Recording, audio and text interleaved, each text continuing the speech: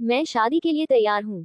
अगले दिन सहर जी को कल शाम ही घर वापस ले आए थे, पर डॉक्टर से स्ट्रिक्टली उनका ध्यान रखने को कहा था। फिलहाल इस वक्त दिन के बाद सभी सहर जी के कमरे में ही मौजूद थे, सिवाय हमारे अदनान के। वो तो घर वालों से जरा दूर ही रहता था। बच्चा पार्टी यानी कि अजान, रियान, मदीहा, सोफिया और उम्मीद पांचों मिलकर सहर जी को अपनी उल्टी सीधी बातों से एंटरटेन कर रहे थे। कुल मिलाकर माहौल अच्छा था। वो सब बातें कर ही रहे थे कि अदनान वहां आता है। मदीहा जो किसी बात पर हंस रही थी, अदनान को देखकर एकदम चुप होकर अच्छे बच्चों की तरह बैठ जाती है। वही अदनान एक नजर उसे देखकर बिना किसी पर ज्यादा ध्यान दिए सहर जी के पास जाकर वही रखे सोफे पर बैठकर अपनी गहरी आवाज में पूछता है, अब कैसा फील कर रहे हैं आप?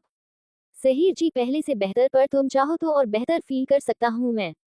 उनकी बात पर अदनान कुछ नहीं कहता। वही सहर जी जमाल जी को कुछ इशारा करते हैं तो जमाल जी पूरी बच्चा पार्टी को वहां से जाने का इशारा कर देते हैं और सबकी सब वहां से निकल भी लेते हैं, सिवाय अजहन के। अब भाई की से पड़ी थी डांट सुनने की।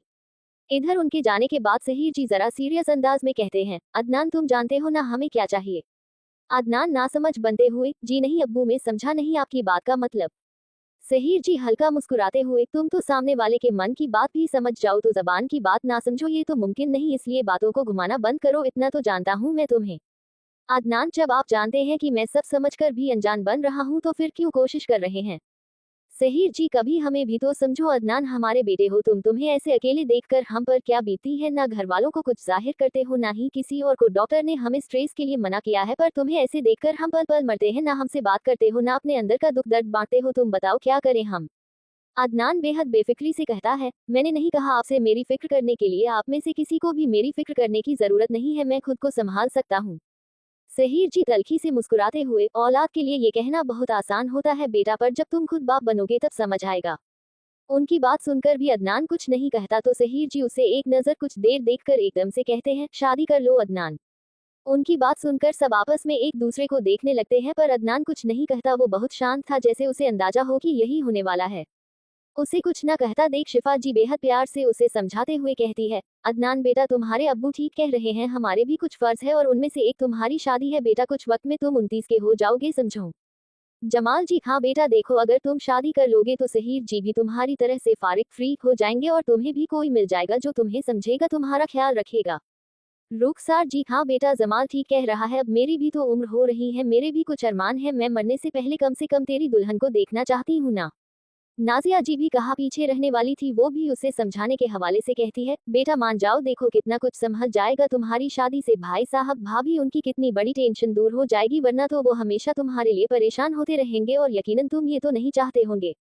सभी उसे कुछ ना कुछ कह रहे थे, पर इस बीच वो एकदम खामोश था और उसकी यही खामोशी सबको डरा रही थी। अदनान का बिहेवियर बहुत अनएक्सपेक्टेड था, वो कब क्या कर दे कौन जाने। उसके गुस्से से कहीं ज्यादा डर तो उसकी खामोशी से लगता था, क्योंकि जब भी वो लंबे वक्त तक खामोश रहता तो कोई ना कोई तूफान जरूर आता। वही सहर जी को उसकी खामोशी से डर भी लग रहा था और चिढ़ भी हो रही थी, पर वो तो जैसे आज ठान कर बैठे थे कि उसकी हाँ सुनकर रहेंगे, इसलिए वो जरा नाराजगी से कहते हैं, रहने दीजिए इसे, कहा अपने अम्मी अब्बू की फिक्र है और क्या होगा, ज्यादा से ज्यादा एक और हार्ट अटैक आ जाएगा मुझे स्ट्रेस से, और अभी तो वक्त पर हॉस्पिटल पहुंच गया, अगली बार कब्रिस्तान पहुंच जाऊंगा। उनकी बात सुनकर जमाल जी जरा नाराजगी से कहते हैं, अरे भाई आप ऐसे क्यों कह रहे हैं? सहर जी, अरे जमाल, जब अपनी औलाद को फिक्र ना हो तो बाप का मरना ही ठीक है। वो ये सब इमोशनल ड्रामा कर तो रहे थे, पर अंदर ही अंदर उन्हें डर भी लग रहा था। अदनान एक सन की खोपड़ी था, कब उसका माथा ठनक जाए कोई नहीं कह सकता था और उनका खेल उन्हीं पर भारी पड़ जाता। सहर जी अभी अपनी बात कह ही रहे थे कि अदनान उनकी बात काटकर एकदम से कहता है, मैं शादी के लिए तैयार हूँ। उसके ये कहते ही कमरे में एकदम खामोशी छा जाती है। किसी को यह एक्सपेक्ट नहीं था कि वो ये कहेगा। सबको लग रहा था हर बार की तरह इस बार भी सब उसे कन्विंस करने की कोशिश करेंगे और वो सबको इग्नोर कर चला जाएगा। पिछले 4-5 साल से यही हो रहा था, पर इस बार तो उनके कुछ और ही कहा। उसकी बात पर भरोसा किसी को नहीं हो रहा था, इसलिए शिफा जी फिर पूछती है, बेटा तुमने कुछ कहा, हमने शायद कुछ गलत सुना। उनके कहने पर अदनान दोबारा कहता है, मैंने वही कहा जो आप सब सुनना चाहते थे, मैं तैयार हूँ शादी के लिए। उसकी मंजूरी सुनकर सबके चेहरे पर एक बड़ी सी मुस्कुराहट आ जाती है। उन्हें बिल्कुल उम्मीद नहीं थी कि अदनान मानेगा, पर आज आखिरकार वो मान ही गया। वो लोग अभी ठीक से खुश ही नहीं हो पाए थे कि उनके कान में एक बार फिर अदनान की आवाज आई, जो कह रहा था, मैं शादी के लिए तैयार हूँ, पर मेरी एक शर्त है। उसकी यह बात सुनकर सबके चेहरे की खुशी एक पल में गायब हो जाती है। उन्हें समझ नहीं आ रहा था कि अब यह इंसान कौन सी शर्त रखेगा। सहर जी, कैसी शर्त? उनकी बात सुनकर अदनान हल्का सा मुस्कुराता है और सीधा जमाल जी की तरफ देखता है। इधर बाहर हॉल में सोफे पर सोफिया, मदीहा, उम्मीद और रियान बैठे एकटक सहर जी के दरवाजे को ही देख रहे थे। सोफिया क्यूरियोसिटी से, यार ऐसी अंदर कौन सी बात चल रही हो कि जो हमें बाहर निकाल दिया। उम्मीद और क्या सब फिर से अदनान भाई को मनाने की कोशिश कर रहे होंगे और वो हर बार की तरह फिर से मना कर देंगे। रियान भाई भी ना पता नहीं क्यों मसला है उन्हें शादी से अभी तक वह जितनी लड़कियों के दिल तोड़ चुके हैं ना कम से कम एक सेंचुरी तो पूरी हो ही गई होगी। हर बार ऐसे लड़कियां रिजेक्ट करते हैं कि पूछो मत, पता नहीं उन्हें क्या प्रॉब्लम है लड़कियों से। मदीहा पर जो भी कहो मुझे ना तरस आता है उस लड़की पर जिसकी शादी आपके भाई से होगी। सोफिया क्यों? मदीहा क्यों? क्या देखना बेचारी चलती फिरती कठपुतली बन जाएगी। वैसे भी आपके भाई की तो आदत है सबको अपनी उंगलियों के इशारों पर नाचने की। देखना तू अपनी वाइफ को भी बहुत डोमिनेंट करेंगे। बेचारी पूरी जिंदगी एक टॉर्चर वाली लाइफ जिएगी। मुझे तो बहुत हमदर्दी है उससे। वो ये सब कहने में इतना खो गई कि उसने ध्यान ही नहीं दिया कि सोफिया और रियान मसलसल उसे चुप रहने का इशारा कर रहे थे और उनके चेहरे का रंग इस वक्त उड़ा हुआ था। उन्हें ऐसे इशारा करता देख मदीहा चिढ़कर कहती है, अरे क्या हो गया है, कोई भूत भूत आ गया है क्या? इतना कहकर वह पीछे पलटी ही थी कि उसके चेहरे का रंग भी उड़ गया क्योंकि पीछे अदनान खड़ा था जो अजीब तरह से उसे ही घूर रहा था। उसे देखकर मदीहा एकदम हड़बड़ाते हुए कहती है, आप कब आए? अदनान बिना उसकी बात का कोई जवाब दिए एक पल तो उसे घूरता है, फिर अजीब तरह से मुस्कुराते हुए कहता है, लगता है बहुत शौक है तुम्हें मुझे लेकर असम्पशन लगाने को। देखे तुम्हारे यह अंदाज से किस हद तक सही जाता है। इतना कहकर वो अपना हाथ बढ़ाकर आहिस्ता से उसका गाल बड़ी अजीब तरह से सहलाता है और फिर मुस्कुराते हुए वहां से चला जाता है। मदीहा को तो समझ नहीं आया कि हुआ क्या और अपने आप ही उसके हाथ उसकी गाल को वही टच करते हैं जहां थोड़ी देर पहले अदनान टच करके गया था। अदनान के जाते ही सोफिया एक गहरी सांस लेकर मदीहा से कहती है, कहाँ ध्यान रहता है तुम्हारा, कितनी देर से इशारे कर रहे थे उनकी। चुप हो जाओ भाई, तुम्हारे पीछे ही खड़े हैं, पर तुम हो कि चुप रहे होने का नाम ही नहीं ले रही थी। सोफिया की बात सुनकर मदीहा होश में आकर पूछती है, पर यह कब आए? सोफिया, तभी जब तुमने उनकी तारीफें करना शुरू की थी। उसकी बात सुनकर मदीहा समझ जाती है कि अदनान ने सब सुन लिया, पर उसे यह समझ नहीं आ रहा था कि उसने गुस्सा क्यों नहीं किया और वो इस तरह अजीब तरीके से मुस्कुरा कर क्यों गया। क्या मतलब था उस मुस्कुराहट का? वो यही सब सोच रही थी कि तब तक नाजिया जी और शिफा जी भी वहां आ गई थी। उनके चेहरे पर घबराहट, परेशानी और टेंशन साफ देखी जा सकती थी इस वक्त। उन्हें आता देख सोफिया क्यूरियोसिटी से पूछती है, क्या हुआ अम्मी? भाई ने क्या कहा, माने वो इस बार? उसकी बात सुनकर शिफा जी या नाजिया जी कुछ कह पाती उससे पहले ही उम्मीद कहती है, अरे मुझे पता है इस बार भी मना किया होगा उन्होंने, है ना? उसकी बात सुनकर शिफा जी और नाजिया जी थोड़ी देर कुछ नहीं कहती, फिर एक गहरी सांस लेकर शिफा जी कहती है, मान गया है वो शादी के लिए। उनकी बात सुनकर किसी को यकीन ही नहीं हो रहा था। तभी मदीहा हैरानी से शिफा जी के हाथ पकड़कर पूछती है, आप सच कह रही हैं, मान गए हो? उसकी बात सुनकर शिफा जी हाँ में सिर हिलाती है तो मदीहा खुशी से उछलते हुए कहती है, वह अब हमारे घर में भी शादी होगी, कितना मजा आएगा। मैं तो बहुत सारे सुंदर सुंदर जोड़े लूंगी और अम्मी बाल भी कल कराऊंगी। आप हर दफा मना कर देती है, अब तो घर की शादी है। वो ऐसे खुश हो रही थी, दरअसल उसे बड़ा शौक था शादी और फंक्शन का, और यहाँ तो घर की शादी थी। इस बीच उसने ध्यान नहीं दिया कि शिफा जी और नाजिया जी के चेहरे पर कोई खास खुशी नहीं थी, बल्कि वो काफी परेशान लग रही थी। नाजिया जी उसे कुछ कहने ही वाली थी कि शिफा जी उन्हें इशारे से मना कर सोफिया से कहती है, जाओ अब सो जाओ, बहुत रात हो रही है। सोफिया ने अपनी अम्मी की परेशानी भाप ली थी पर कुछ कहा नहीं और बाकी सब भी अपने अपने कमरे में चले गए। उनके जाने के नाजिया जी शिफा जी से कहती है, आपने बताने क्यों नहीं दिया उसे अदनान की शर्त के बारे में? शिफा जी, अभी बताते तो सारी रात सो भी नहीं पाती ना वो, ना हम कल बात करते हैं। अब तुम भी जाओ, आराम करो, कल देखते हैं क्या करना है। उनकी बात सुनकर नाजिया जी अपने कमरे में चली जाती है और शिफा जी भी अपने कमरे में चली जाती है। इधर अदनान अपने स्टडी रूम की बड़ी सी कांच की खिड़की के सामने खड़ा बाहर की तरफ पूरे शहर को देख रहा था जो उजाले से जगमगाया हुआ था, पर अदनान के चेहरे पर कोई भाव नहीं था। वो खामोशी से बस सिटक बाहर देख रहा था। तभी वहां अजहन आता है और अदनान के पीछे चुपचाप खड़ा हो जाता है। उसे कुछ कहना था और काफी कुछ पूछना भी था, पर हिम्मत ही नहीं हो रही थी। अदनान सिद्दीकी से सवाल करने की हिम्मत नहीं हो रही थी उसकी। पर फिर वो एक गहरी सांस लेकर वो कहता है, भाई। अदनान बिना पलटे या उसकी तरफ देखे हल्का सा मुस्कुराकर पूछता है, घर में इतनी खामोशी क्यों है? अब तक तो तूफान आ जाना चाहिए था। और कहा है वो? अजहर भाई, वो मुमानी ने उसे सोने के लिए भेज दिया है, अभी उसे कुछ बताया नहीं है आपकी शर्त के बारे में। अदनान उसकी बात सुनकर पलटकर उसकी तरफ देखता है। मुस्कुराहट अभी भी उसके चेहरे पर कायम थी, जो अब जरा और गहरी हो गई थी। वो चलते हुए अपनी किंचे के पास जाते हुए कहता है, तभी मैं कहूँ, वरना अब तक तो वो मेरे सिर पर चढ़ चुकी होती। इतना कहते हुए वो बड़े रोब के साथ अपनी चेयर पर लीन होकर बैठ जाता है। अजहर, पर भाई आपको नहीं लगती कि जो आपने जो किया वो ठीक नहीं है? और अपने ही तो कहा था कि उसकी ग्रेजुएशन कंप्लीट होने तक आप कुछ नहीं करेंगे। अदनान मुस्कुराते हुए, हाँ कहा तो था, पर देखा तुमने आज घर में क्या हुआ। और अब मुझे भी लगता है बहुत कैद कर लिया अपने जज्बातों को अपने अंदर। अब जो होगा खुलेआम होगा, इजहार भी इकरार भी। अगर कुछ नहीं होगा तो वो है इनकार, क्योंकि उसकी इजाजत नहीं है। अजहर जरा परेशान होकर, पर भाई आपको नहीं लगता कि वो आपसे नफरत करने लगेंगी इसके बाद? अदनान, तुम्हें पता है नफरत और मोहब्बत में कितना फर्क होता है। अजहर, नासमझी में कितना। अदनान, जितना बर्फ और पानी में है, जिस तरह सही टेम्परेचर मिलने पर बर्फ भी पिघलकर पानी में तब्दील हो जाती है, उसी तरह सही मोहब्बत मिलने पर नफरत भी तब्दील होकर इश्क बन जाती है। और अब मुझे वही करना है। अभी तक वो हमेशा अदनान सिद्दीकी से मिलती थी, पर अब वो अदनान से मिलेंगी। जो उसका था उसका है और हमेशा उसका ही रहेगा। और वैसे भी बहुत मासूम है, वो ज्यादा देर किसी से नाराज नहीं रह सकती। अब तुम भी जाओ, आराम करो। कल से वैसे भी इस घर में तमाशे शुरू होंगे, फिर सुकून की नींद आए ना आए कोई गारंटी नहीं है। इतना कहकर वो खुद वहां से चला जाता है और अजहर भी एक तेरी सांस लेकर वहां से अपने कमरे की तरफ बढ़ जाता है। इधर सोफिया और मदीहा के कमरे में। मदीहा अपने बेड पर लेटी अपनी फोन में कुछ कर रही थी और ये देखकर सोफिया चित्ते हुए कहती है, अरे तुम क्या कर रही हो यार। सोफिया एक्साइटेड होते हुए, अरे पिंटरेस्ट पर कपड़े देख रही हूँ यार, शादी है घर में। मदीहा की बात सुनकर सोफिया हल्के गुस्से में कहती है, अरे यार तुम हद करती हो मदीहा, अभी सिर्फ हाँ कहा है भाई ने और कोई लड़की भी नहीं है। सोफिया की बात सुनकर मदीहा कुछ सोचते हुए, ओ हाँ यार, एक काम करूंगी, मैं कॉलेज में वो लड़की थी ना ज़ारा ताई, अम्मी से कहूंगी कि उससे बात करे, बहुत परफेक्ट रहेंगी उसकी और उस चंगेज़ खान की जोड़ी। सोफिया बुरा सा मुंह बनाकर, ओ प्लीज मुझे तो जहर लगती है वो, और तुम भी चुप हो जाओ, मुझे तो पता नहीं कुछ ठीक नहीं लग रहा। अम्मी और चाची जान भी काफी परेशान लग रही थी। मदीहा, हाँ मुझे भी लगा, पर शायद शादी के लिए टेंशन में होगी। खैर जो भी हो, मैं तो बहुत खुश हूँ, कम से कम हम तो बचे। अब वो मुझसे जो अपने काम करवाते हैं मैं उससे तो बचूंगी। उसकी बात सुनकर सोफिया कुछ नहीं कहती, पर उसे जरा अजीब ही लग रहा था। जारी है, देखते हैं क्या होता है कल सुबह। कौन सा तूफान आएगा। क्या शर्त रखी थी अदनान ने, मुझे आपसे मदीहा चाहिए। रात का वक्त, नाजिया जी और जमाल जी का कमरा। नाजिया जी जब कमरे में आई तो जमाल जी कमरे की बालकनी में खड़े थे और कुछ सोच रहे हैं। उनके चेहरे पर परेशानी साफ देखी जा सकती थी। उन्हें ऐसे खोया हुआ देखकर नाजिया जी फिक्र के साथ पूछती है, क्या हुआ, क्या सोच रहे हैं। जमाल, अदनान की शर्त के बारे में। ये कहते हुए उनकी आंखों के सामने एक बार फिर थोड़ी देर पहले वाला सीन आ जाता है। फ्लैशबैक, थोड़ी देर पहले, सहीर जी का कमरा। सभी खुश थे कि अदनान ने शादी के लिए हाँ कर दी है, पर तभी अदनान की शर्त वाली बात सुनकर सभी फिर घबराहट में उसकी तरफ देखने लगते हैं। सहीर जी, क्या शर्त है तुम्हारी। अदनान उनकी बात सुनकर हल्का सा मुस्कुराकर जमाल जी की तरफ देखता है और उनकी तरफ जाकर उनके सामने खड़े होकर वैसे ही हल्का सा मुस्कुराकर पूछता है, आप चाहते हैं मैं शादी करूं।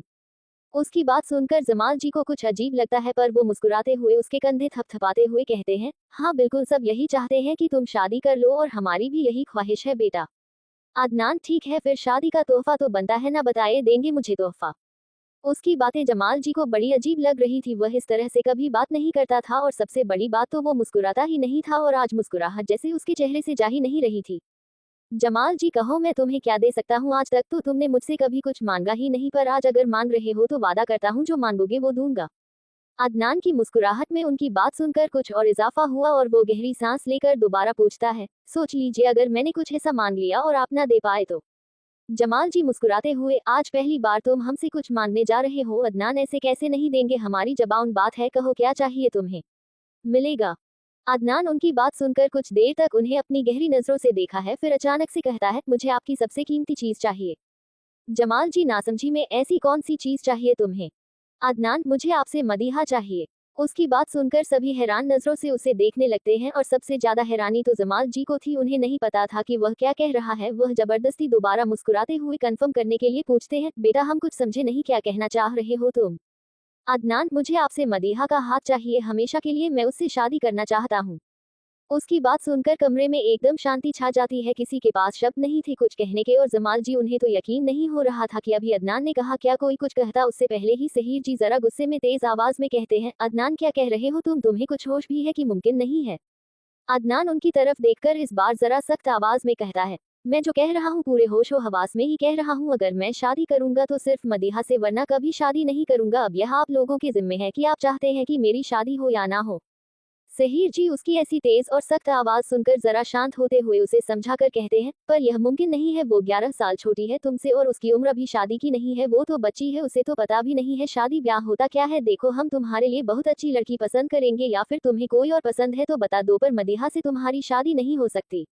अदनान, मुझे जो पसंद था मैंने आपको बता दिया, और हाँ क्या हो सकता है नहीं हो सकता यह आप मुझे मत बताएं। मुझे उससे शादी करनी है, यानी सिर्फ उसी से शादी करनी है। अगर वो नहीं तो कोई और नहीं होगी। और हाँ, मैं नहीं चाहता था कि शादी अभी हो, यह आप लोगों का डिसीजन है, पर अब मेरी भी इसी में मर्जी है, इसलिए मैं चाहता हूँ कि अब शादी अभी हो। उसी से हो कैसे क्या, यह आप लोग डिसाइड कर लीजिए, मेरा मसला नहीं है।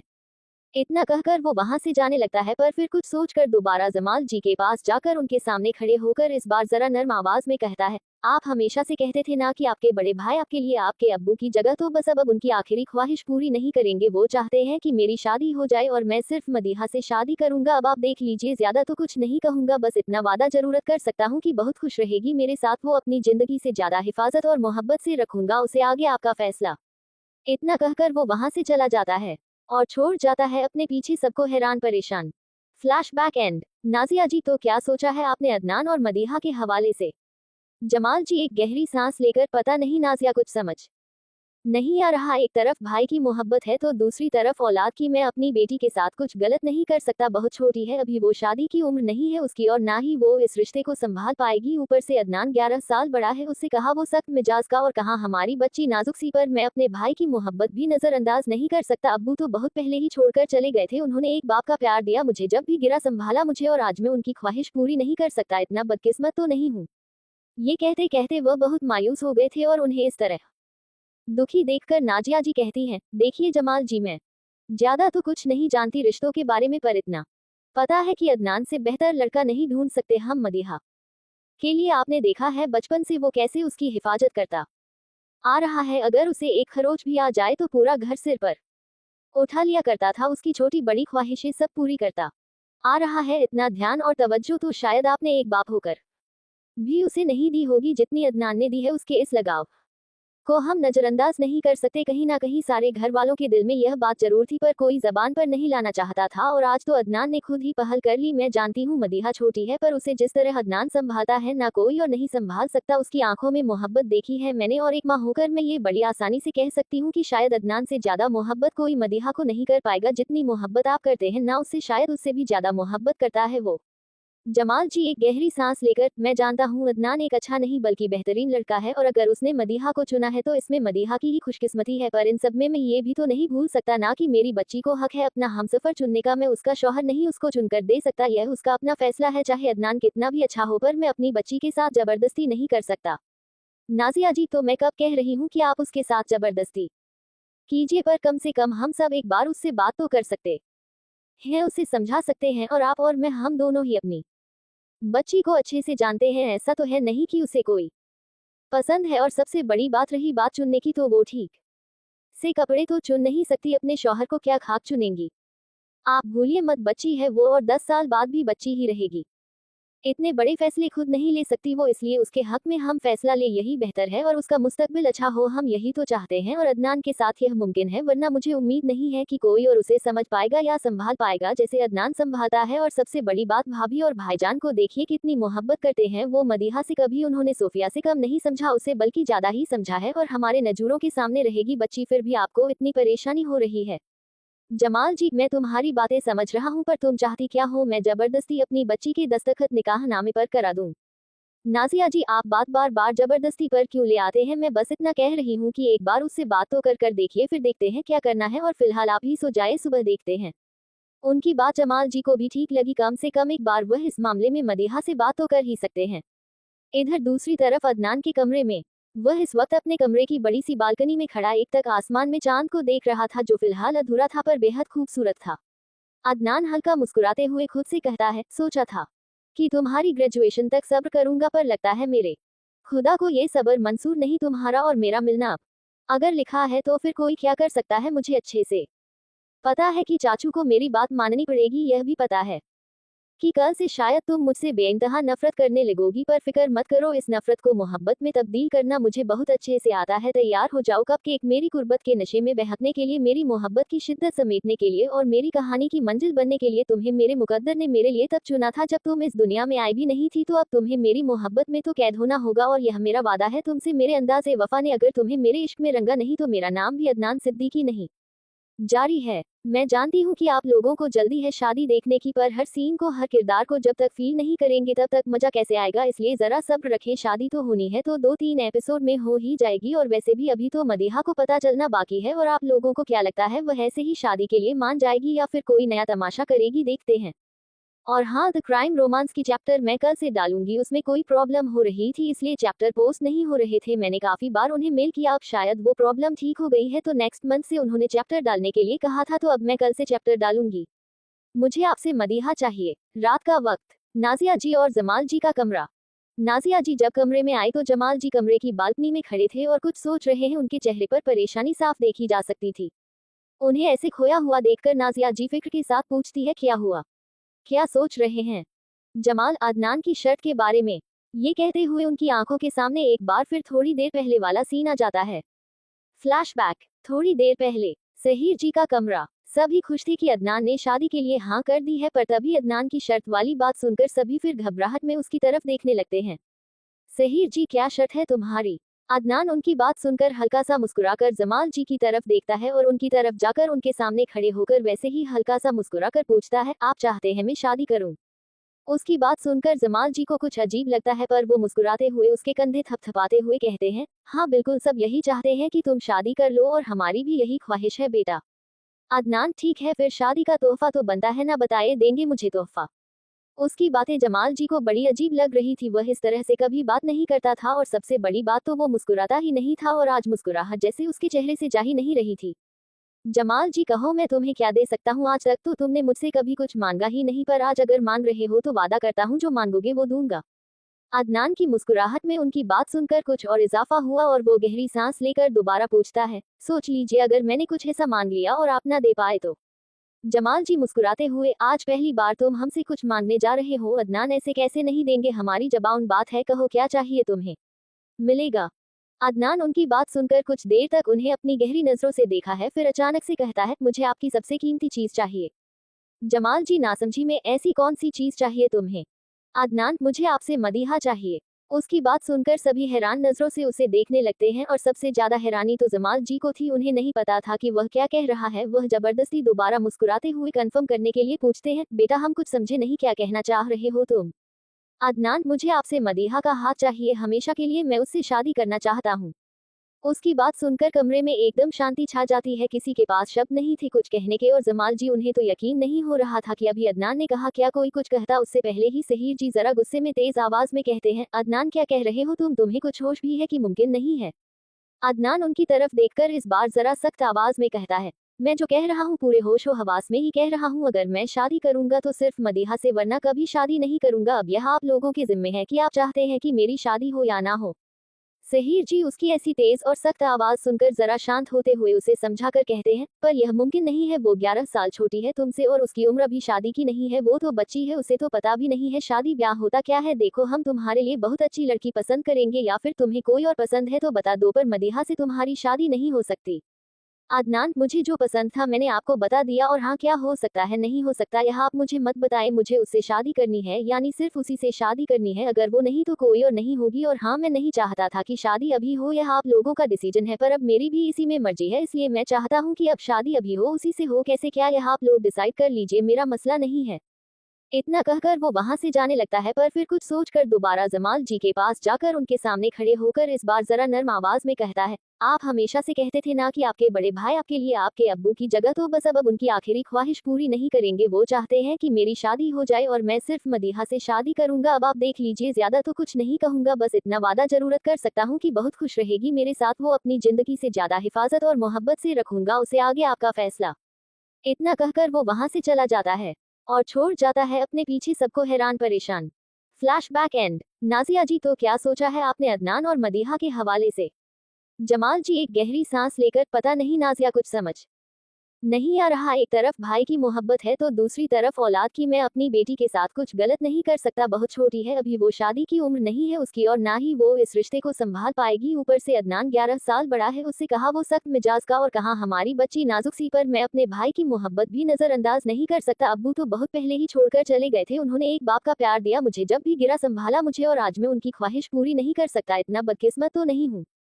ये कहते कहते वह बहुत मायूस हो गए थे और उन्हें इस तरह दुखी देखकर नाजिया जी कहती हैं, देखिए जमाल जी, मैं ज्यादा तो कुछ नहीं जानती रिश्तों के बारे में, पर इतना पता है कि अदनान से बेहतर लड़का नहीं ढूंढ सकते हम मदीहा के लिए। आपने देखा है बचपन से वो कैसे उसकी हिफाजत करता आ रहा है, अगर उसे एक खरोच भी आ जाए तो पूरा घर सिर पर उठा लिया करता था, उसकी छोटी बड़ी ख्वाहिशें सब पूरी करता आ रहा है। इतना ध्यान और तवज्जो तो शायद आपने एक बाप होकर भी उसे नहीं दी होगी जितनी अदनान ने दी है। उसके इस लगाव को हम नजरअंदाज नहीं कर सकते। कहीं ना कहीं सारे घर वालों के दिल में यह बात जरूर थी, पर कोई जबान पर नहीं लाना चाहता था, और आज तो अदनान ने खुद ही पहल कर ली। मैं जानती हूँ मदीहा छोटी है, पर उसे जिस तरह अदनान संभालता है ना कोई और नहीं संभाल सकता। उसकी आंखों में मोहब्बत देखी है मैंने, और एक माँ होकर मैं ये बड़ी आसानी से कह सकती हूँ कि शायद अदनान से ज्यादा मोहब्बत कोई मदीहा को नहीं कर पाएगा। जितनी मोहब्बत आप करते हैं ना, उससे शायद उससे भी ज्यादा मोहब्बत करता है वो।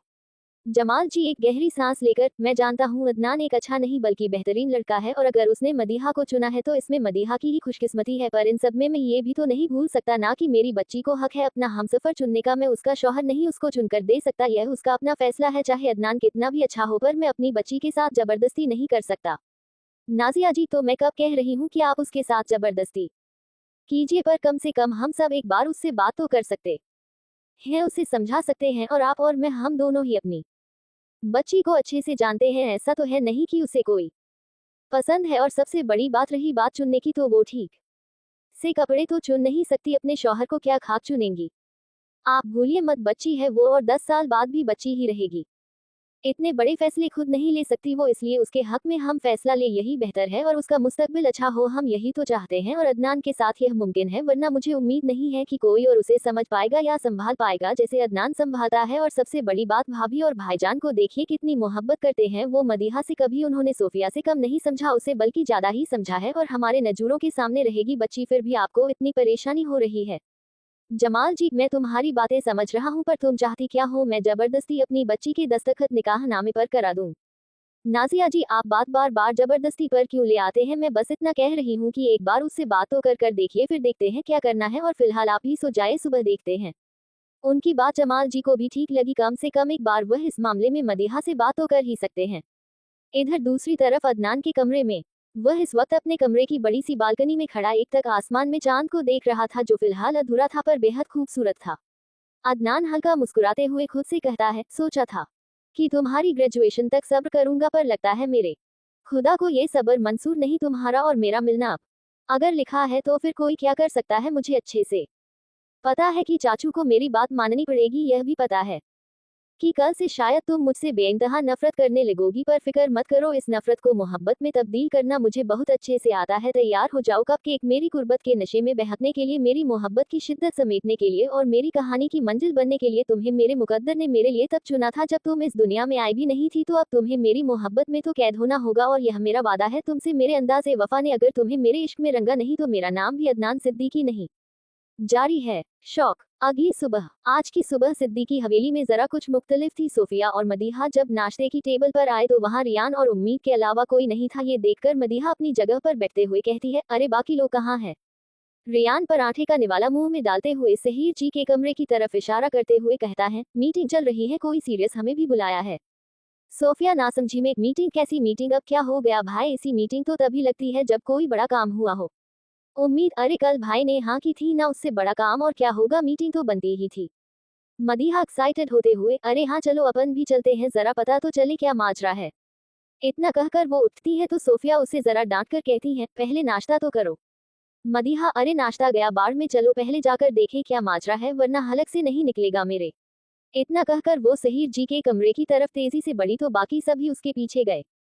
सहीर जी का कमरा, अदनान के अलावा सब वहां मौजूद थे और माहौल जरा गंभीर ही था। मदीहा और बाकी सब अंदर आकर सबको सलाम कहते हैं तो जमाल जी मदीहा से कहते हैं, बेटा आप यहाँ आइए, कुछ बात करनी है सबको आपसे।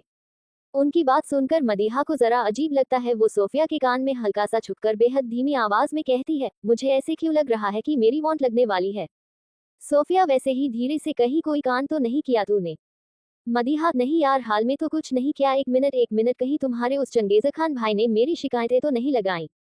वो यही बातें कर रहे थे कि उनके कानों में नजाकत जी की जरा सख्त आवाज आती है जो कह रही थी, क्या खुसर पुसर चल रही है, अब उन्हें बुलाया है ना, इधर आओ।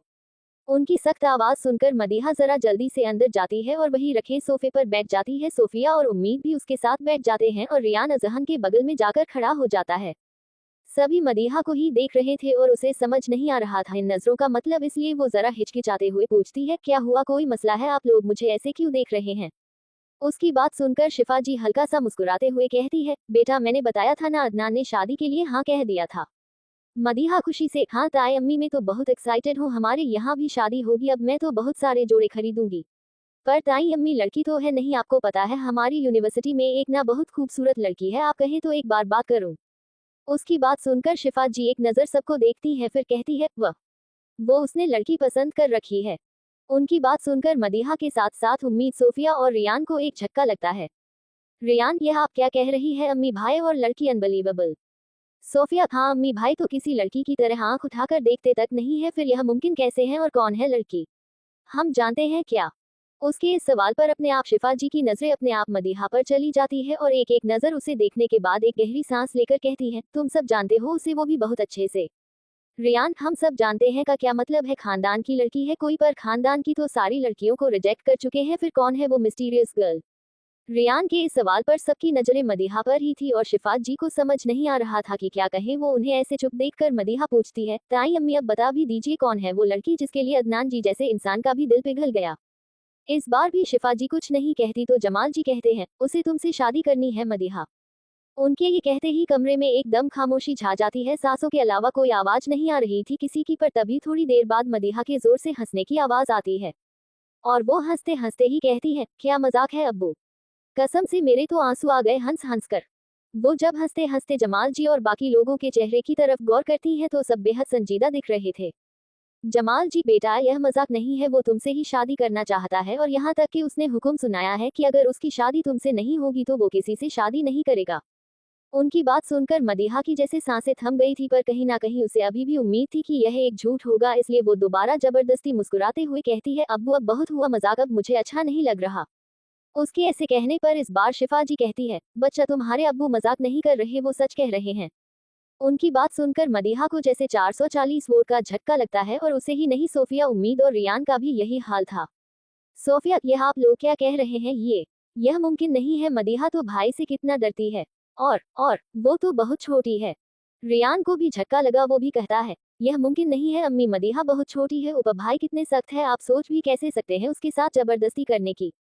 मदीहा इस बीच एकदम खामोश थी, वो जैसे वहां थी ही नहीं, उस पर तो एक पहाड़ टूट पड़ा था। उसने अपनी जिंदगी का जो नक्शा खींचा था उसमें अदनान तो कहीं फिट नहीं होता था, जिस शख्स को वो देखना भी नहीं चाहती, जिसकी मौजूदगी उसे इस तरह खौफजदा कर देती है, वो कैसे सोच सकती है अपनी जिंदगी गुजारने का उस शख्स के साथ। इस वक्त उसके दिमाग में बस एक बात चल रही थी, वो भी रिपीट पर, उसे तुमसे शादी करनी है मदीहा, उसे तुमसे शादी करनी है। अगर उसकी शादी तुमसे नहीं होगी तो वो किसी से भी शादी नहीं करेगा। यह बातें रिपीट पर चल रही थी, उसके जहन में सबकी नजरें भी उसी पर थी, सब उसके कुछ कहने का इंतजार कर रहे थे। तभी वो अचानक से एकदम से उठती है और तेजी से कमरे से बाहर निकल जाती है। उसे ऐसे जाता देख सोफिया उसके पीछे पीछे जाने वाली होती है कि शिफा जी उसे रोककर कहती हैं, तुम रुको, वो अदनान के पास जा रही हैं, इस वक्त उन दोनों को बात करने की जरूरत है। उनके कहने पर सोफिया कुछ कहती नहीं है, पर वही रुक जाती है।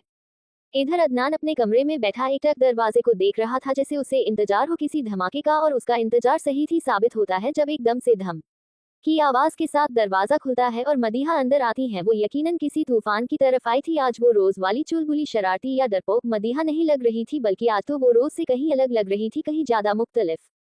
पर अदनान को कोई हैरानी नहीं हुई, उसे शायद उसके इस रिएक्शन की उम्मीद थी। मदीहा बिना किसी बेतकल्लुफी के सीधा अंदर आती है और अदनान की टेबल पर जोर से हाथ मारते हुए गुस्से में मगर अपनी धीमी आवाज में कहती है, यह क्या हरकत है। अदनान अपनी चेयर पर बड़े आराम से लीन होते हुए बेहद बेफिक्री से कहता है, कौन सी हरकत। मदीहा गुर्राते, आपने क्या बकवास की है, घर वालों से जान सकती हूँ। अदनान, मैंने कोई बकवास नहीं की, बल्कि हाल दिल बयां किया है। मदीहा गुस्से में हल्की ऊंची आवाज में, और आपको अंदाजा भी है आपके इस टूपट हाल दिल की वजह से क्या बीती है मुझ पर और कितना बड़ा मसला खड़ा हो गया है मेरे लिए। अदनान बड़े भोलेपन से, नहीं मुझे बिल्कुल अंदाजा नहीं है, जरा एक्सटेंड करो, मुझे भी तो पता चले तुम्हारे कौन से मसलों की वजह हूँ मैं। मदीहा, ज्यादा बनने की जरूरत नहीं है, ये क्या कहा है आपने कि आपको मुझसे शादी करनी है, मुझे ये तो पता है कि बचपन से आपको मैं नहीं पसंद, पर मैंने यह नहीं सोचा था कि आप इस हद तक चले जाएंगे अपनी दुश्मनी के लिए। ये कैसी फिजूल की फरमाइशें कर रहे हैं आप, मैं बता रही हूँ आप अभी के अभी नीचे जाए और अपनी बात से इनकार कर कर आइए। उनकी बात सुनकर अदनान हल्का सा मुस्कुराकर कहता है, मेरा तो कोई इरादा नहीं है इनकार का। उसकी बात सुनकर, या यूं कहो कि उसकी मुस्कुराहट से मदीहा और चिढ़ जाती है और छुंछलाकर कहती है, क्यों कर रहे हैं आप ये सब, क्या बिगाड़ा है मैंने आपका, क्यों मेरी जिंदगी बर्बाद करना चाहते हैं आप, हमेशा से ही ऐसे हैं, बचपन से लेकर आज तक शैतानियां कोई भी करे आप सिर्फ मुझ पर गुस्सा करते थे, सिर्फ मुझ पर चिल्लाते थे, सिर्फ मुझे डांटते थे, क्यों। और अब तो हद हो गई, आप मेरी पूरी जिंदगी दांव पर लगाना चाहते हैं। इतना कहते कहते वो हौंसने लगी थी और हाफे भी क्यों ना, वो काफी देर से बस बोले जा रही थी। वहीं उसे ऐसे हौंसता देख अदनान अपनी चेयर से उठकर उसकी तरफ आता है और उसका हाथ पकड़कर उसे अपनी हेड चेयर पर बिठाता है और टेबल पर रखे जग में से एक गिलास में पानी निकालकर उसकी तरफ बढ़ाता है। वही बोलते बोलते मदीहा की भी सांसें उखड़ने लगी थी, इसलिए वो भी बिना ध्यान दिए अदनान से पानी लेकर एक ही सांस में पीने लगती है। पर ऐसे जल्दी जल्दी पानी पीने की वजह से उसे एकदम से ठसका लगता है और वो जोर जोर से खांसने लगती है। उसे ऐसे खांसता देख अदनान फौरन हरकत में आता है और उसकी पीठ से हिलाते हुए कहता है, बच्चा जरा आराम से। थोड़ी देर बाद जब मदीहा नॉर्मल होती है तो उसे एहसास होता है कि अदनान के हाथ उसकी पीठ पर हैं और यह महसूस कर कर वो एकदम से उसके हाथ झटक कर वापस खड़ी होकर कहती है, आप तो दूर ही रही मुझसे और चुपचाप जाकर मना कीजिए। अदनान हल्का सा मुस्कुराकर उसके चेहरे पर आए लट को कान के पीछे करते हुए अपनी गहरी आवाज में कहता है, पहले भी कह चुका हूँ, दोबारा कह रहा हूँ, मैं इनकार नहीं करूंगा। उसकी बातें सुनकर मदीहा का सिर घूम रहा था, ऊपर से आज उसका बिहेवियर भी कुछ अजीब लग रहा था मदीहा को, खासकर जिस तरह से वो उसे देख रहा था या यूं कहो घूर रहा था। मदीहा को इतना तो पता था कि उससे गुस्से में और चिल्लाते हुए बात नहीं मनवाई जा सकती थी, इसलिए वो एक गहरी सांस लेकर मुस्कुराते हुए कहती है, मुझे पता है आपने मुझसे शादी के लिए इसलिए कहा क्योंकि आपके पास फिलहाल कोई और ऑप्शन नहीं है, पर आप फिक्र ना करें, हम ढूंढेंगे एक बहुत अच्छी लड़की आपके लिए। और आप एक बार देखिए कितने हसीन हैं आप, कितने ज़हीन हैं, कितने काबिल हैं, और एक तरफ में कोई काम ठीक से नहीं करती, अपना तो कोई मैच ही नहीं है। आप तो सबसे अच्छी लड़की डिजर्व करते हैं। कहाँ आप, कहाँ मैं, इसलिए आप तो अपने लेवल की लड़की डिजर्व करते हैं, ना कि मेरी जैसी स्टूपिड और बेवकूफ़ लड़की। अदनान उसकी बातें बहुत तहम्मुल से सुन रहा था और इस बीच उसके चेहरे पर मुस्कुराहट अभी भी कायम थी। उसकी बात पूरी होने के बाद अदनान कहता है, तुमने ठीक कहा, तुम स्टूपिड और बेवकूफ हो, पर फिर भी मुझे पसंद है और अब इस बारे में मुझे कुछ नहीं कहना। मदीहा को उसकी बातें सुनकर दोबारा गुस्सा आ जाता है। वो फिर कहती है, मैं आपसे कोई शादी वादी नहीं करूंगी, देखना। इतना कहकर वो गुस्से में वहां से जाने लगती है, पर फिर पलटकर उसके पास आती है और उसके पैर पर अपना पैर मारकर वहां से चली जाती है। जारी है अदनान का गुस्सा और मदिया की हरकत।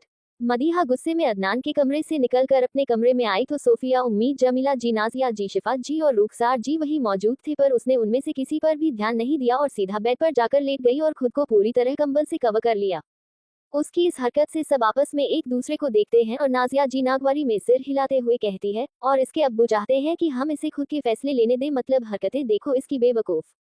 उनकी बात पर शिफा जी उन्हें हल्का सा घूरती है और मदीहा के पास जाकर बेड पर बैठकर उसका कंबल खींचते हुए कहती है, अरे क्या हुआ, मेरी सुनचलिया को गुस्सा है अपनी ताई अम्मी से। मदीहा उनकी बात का कोई जवाब नहीं देता, बल्कि कंबल को पकड़कर और कसकर ऊपर तक खींच लेती है।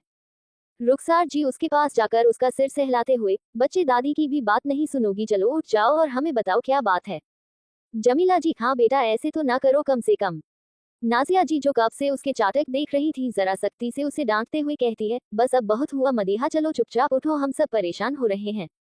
उनके ऐसे चिल्लाने पर मदीहा हल्का सा कंबल अपने चेहरे से हटाती है और उन्हें घूरते हुए कहती है, हाँ हाँ आप तो बस डांट लो मुझे, चाहे कुछ भी हो, गलती तो हमेशा मेरी होती है ना। आप तो चाहती ही हो कि मेरी शादी उस चंगेज खान से हो जाए और वो सारी जिंदगी बस मुझे डांटते रहे।